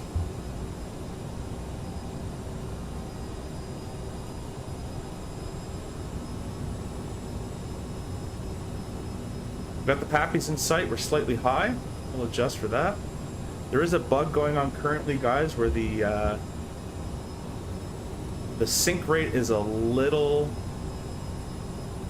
trigger happy. It kind of says sync rate at like 1100. Okay, I don't know why that happened there. Sorry about that. Let's get back and reconfigure here. Anyways, okay, I'm having a bug with my yoke right now where I pull back and it's activating some control. That's going to be interesting. Let me... Oh, this is not going to be good. Let me unplug my yoke and replug my yoke. There we go. Okay, the entire thing shut down. The entire airplane shut down with that when I unplugged my yoke. Alright, well that ruined that entire landing. So... I hate this game sometimes. I really do. Replay.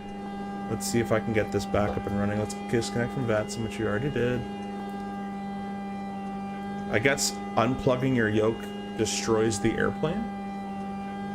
I did not know that. Now my iPad is also stuck. As I said, guys, I'm having massive problems today. Look, I'm full right on my yoke, as you can't see. And the yoke isn't even turning in the sim. I'm pretty happy I'm buying a new yoke because, I mean, you can clearly see I can't use mine anyways. But I think we're pretty much out of luck here. That's full left on my yoke. Full right works. Full left does not work. Full down works. Full up works. Full left does absolutely nothing. Let's see if my settings changed again. Controls. 2020 would never. I've had my fair share of bugs in 2020 as well. We have the CO option for the most planes, but we can just we just not enabled this function for now. Some plane doesn't have a separate CDU for left, right, and we'll make checkbox and software for right use side. Okay, perfect. Yeah, the CRJ probably doesn't have one, to be honest with you. They probably didn't care. So this is what I'm gonna do, guys. I'm gonna back out because that is not gonna work. We're gonna spawn on the runway in Freddy. It was actually going very well. Hope you guys kind of got the idea of how an RNAV approaches flow in real life there. Spawn on 27. We're going to get my flight instructor panel loaded. And we'll kind of go roughly to the same weight. PFD range auto zooms. It shouldn't do that. That's strange, Miles. I've never had that one. And Universe, if you're flying along with me, by the way, your localizer won't capture because we're not doing an ILS. Just, I don't know if you're doing this or not, but flat 45, we'll leave the throttles there, right? See, left just doesn't work. Let me do a new calibration on the TCA yoke here. I'm so glad I bought a Moza yoke. This, honestly, guys, in my personal opinion, I've said this even in my review, I think the Thrustmaster yoke is crazily overpriced. I don't think it's good. I think it is plasticky, loosey-goosey feeling, and it's, again, way overpriced. There's full left, full right. So just left does absolutely nothing with it. So my yoke is kind of fried. What about...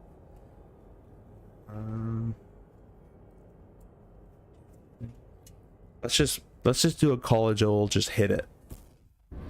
Then maybe do a walk around. That actually almost worked. Just age old hitting it almost worked. Yeah, and as I said, guys, on takeoff, this yoke has been like kind of broken the entire time. You can see it glitching out. Up and down works just kind of fine. It's the roll. That's full left for me.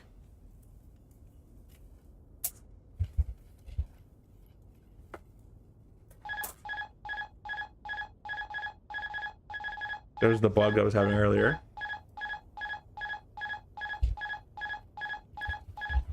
Oh, now I've actually like seriously broken the yoke. Now it actually doesn't work at all. I think I overturned. I think I 172 overturned it like that video. Say that again. Sorry, Universe. If you're flying with us, we were doing an RNAV Zulu approach, and RNAV approach has no localizer. It is based off GPS, so it won't capture anything. YYZ.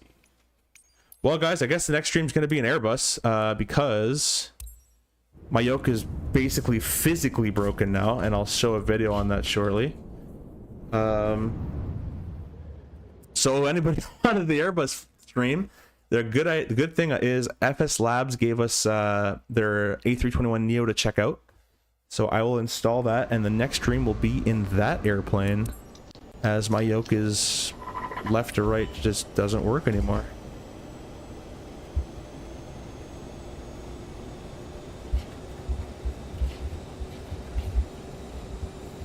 I'm gonna take a video and send it to Simple Takeoff. He's gonna laugh.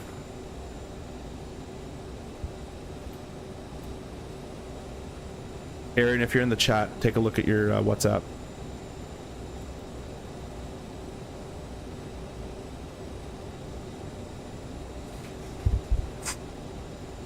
Maybe you have dual assignment on. No, it's not that. It's not that. It's I'll send a video in the. I'll send the video in the Discord. go to the Discord and you'll see it's not a dual access assignment problem. It's gonna be definitely a hardware issue. I just kind of overcranked it because I was done. I'm basically done with this yoke. In my personal opinion, I think the Thrustmaster yoke is a paperweight and not worth the money at all.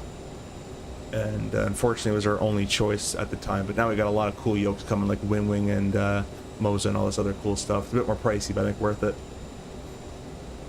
There's an issue with the yoke. The wire gets disconnected from the board. You can fix it on screen. Yeah, I think I'm past fixing it. There's a video in the Discord if you want to check it out. There's no fixing that anymore. Oh no, I meant I was doing another flight on my own. I was doing. Oh, in that case, Universe, just send me a video, and there's a very specific technique to do ILSs in this thing. In real life, the ILSs aren't that great either. But let me know, and I also have a video on my channel about intercepting ILSs as well. That's one Killer had one. Yeah, it wasn't good. Melodium. Billy says, bought the CRJ this morning. I'm really enjoying the current your content. It's helped me learn the CRJ. Perfect. I really enjoy hearing that as well. So I really appreciate that, Billy. Thanks for stopping by. There's a YouTube video on how to fix it. Yeah, Arnold. Again, my it's not a wire. It's the entire yoke is actually turning in on itself now. It's I've actually like hardware busted it. Semi on purpose, but semi because it worked before to fix it. But now it's busted. Just saw the video on Discord. Oops. Yeah. No, this yoke is done. The good news is, guys, is we bought the Moza yoke. It is on order. Yeah, there's no fixing that. So the Moza yoke is on order. Whenever that comes in, I will be able to stream yoke airplanes again. But until that time, I think we're going to be doing a lot of busing and some DCS. So I'll give you, I guess, this replay. It's kind of a shame because we did all that work. Am I sure to a Cessna yoke? No. It's even looser than that.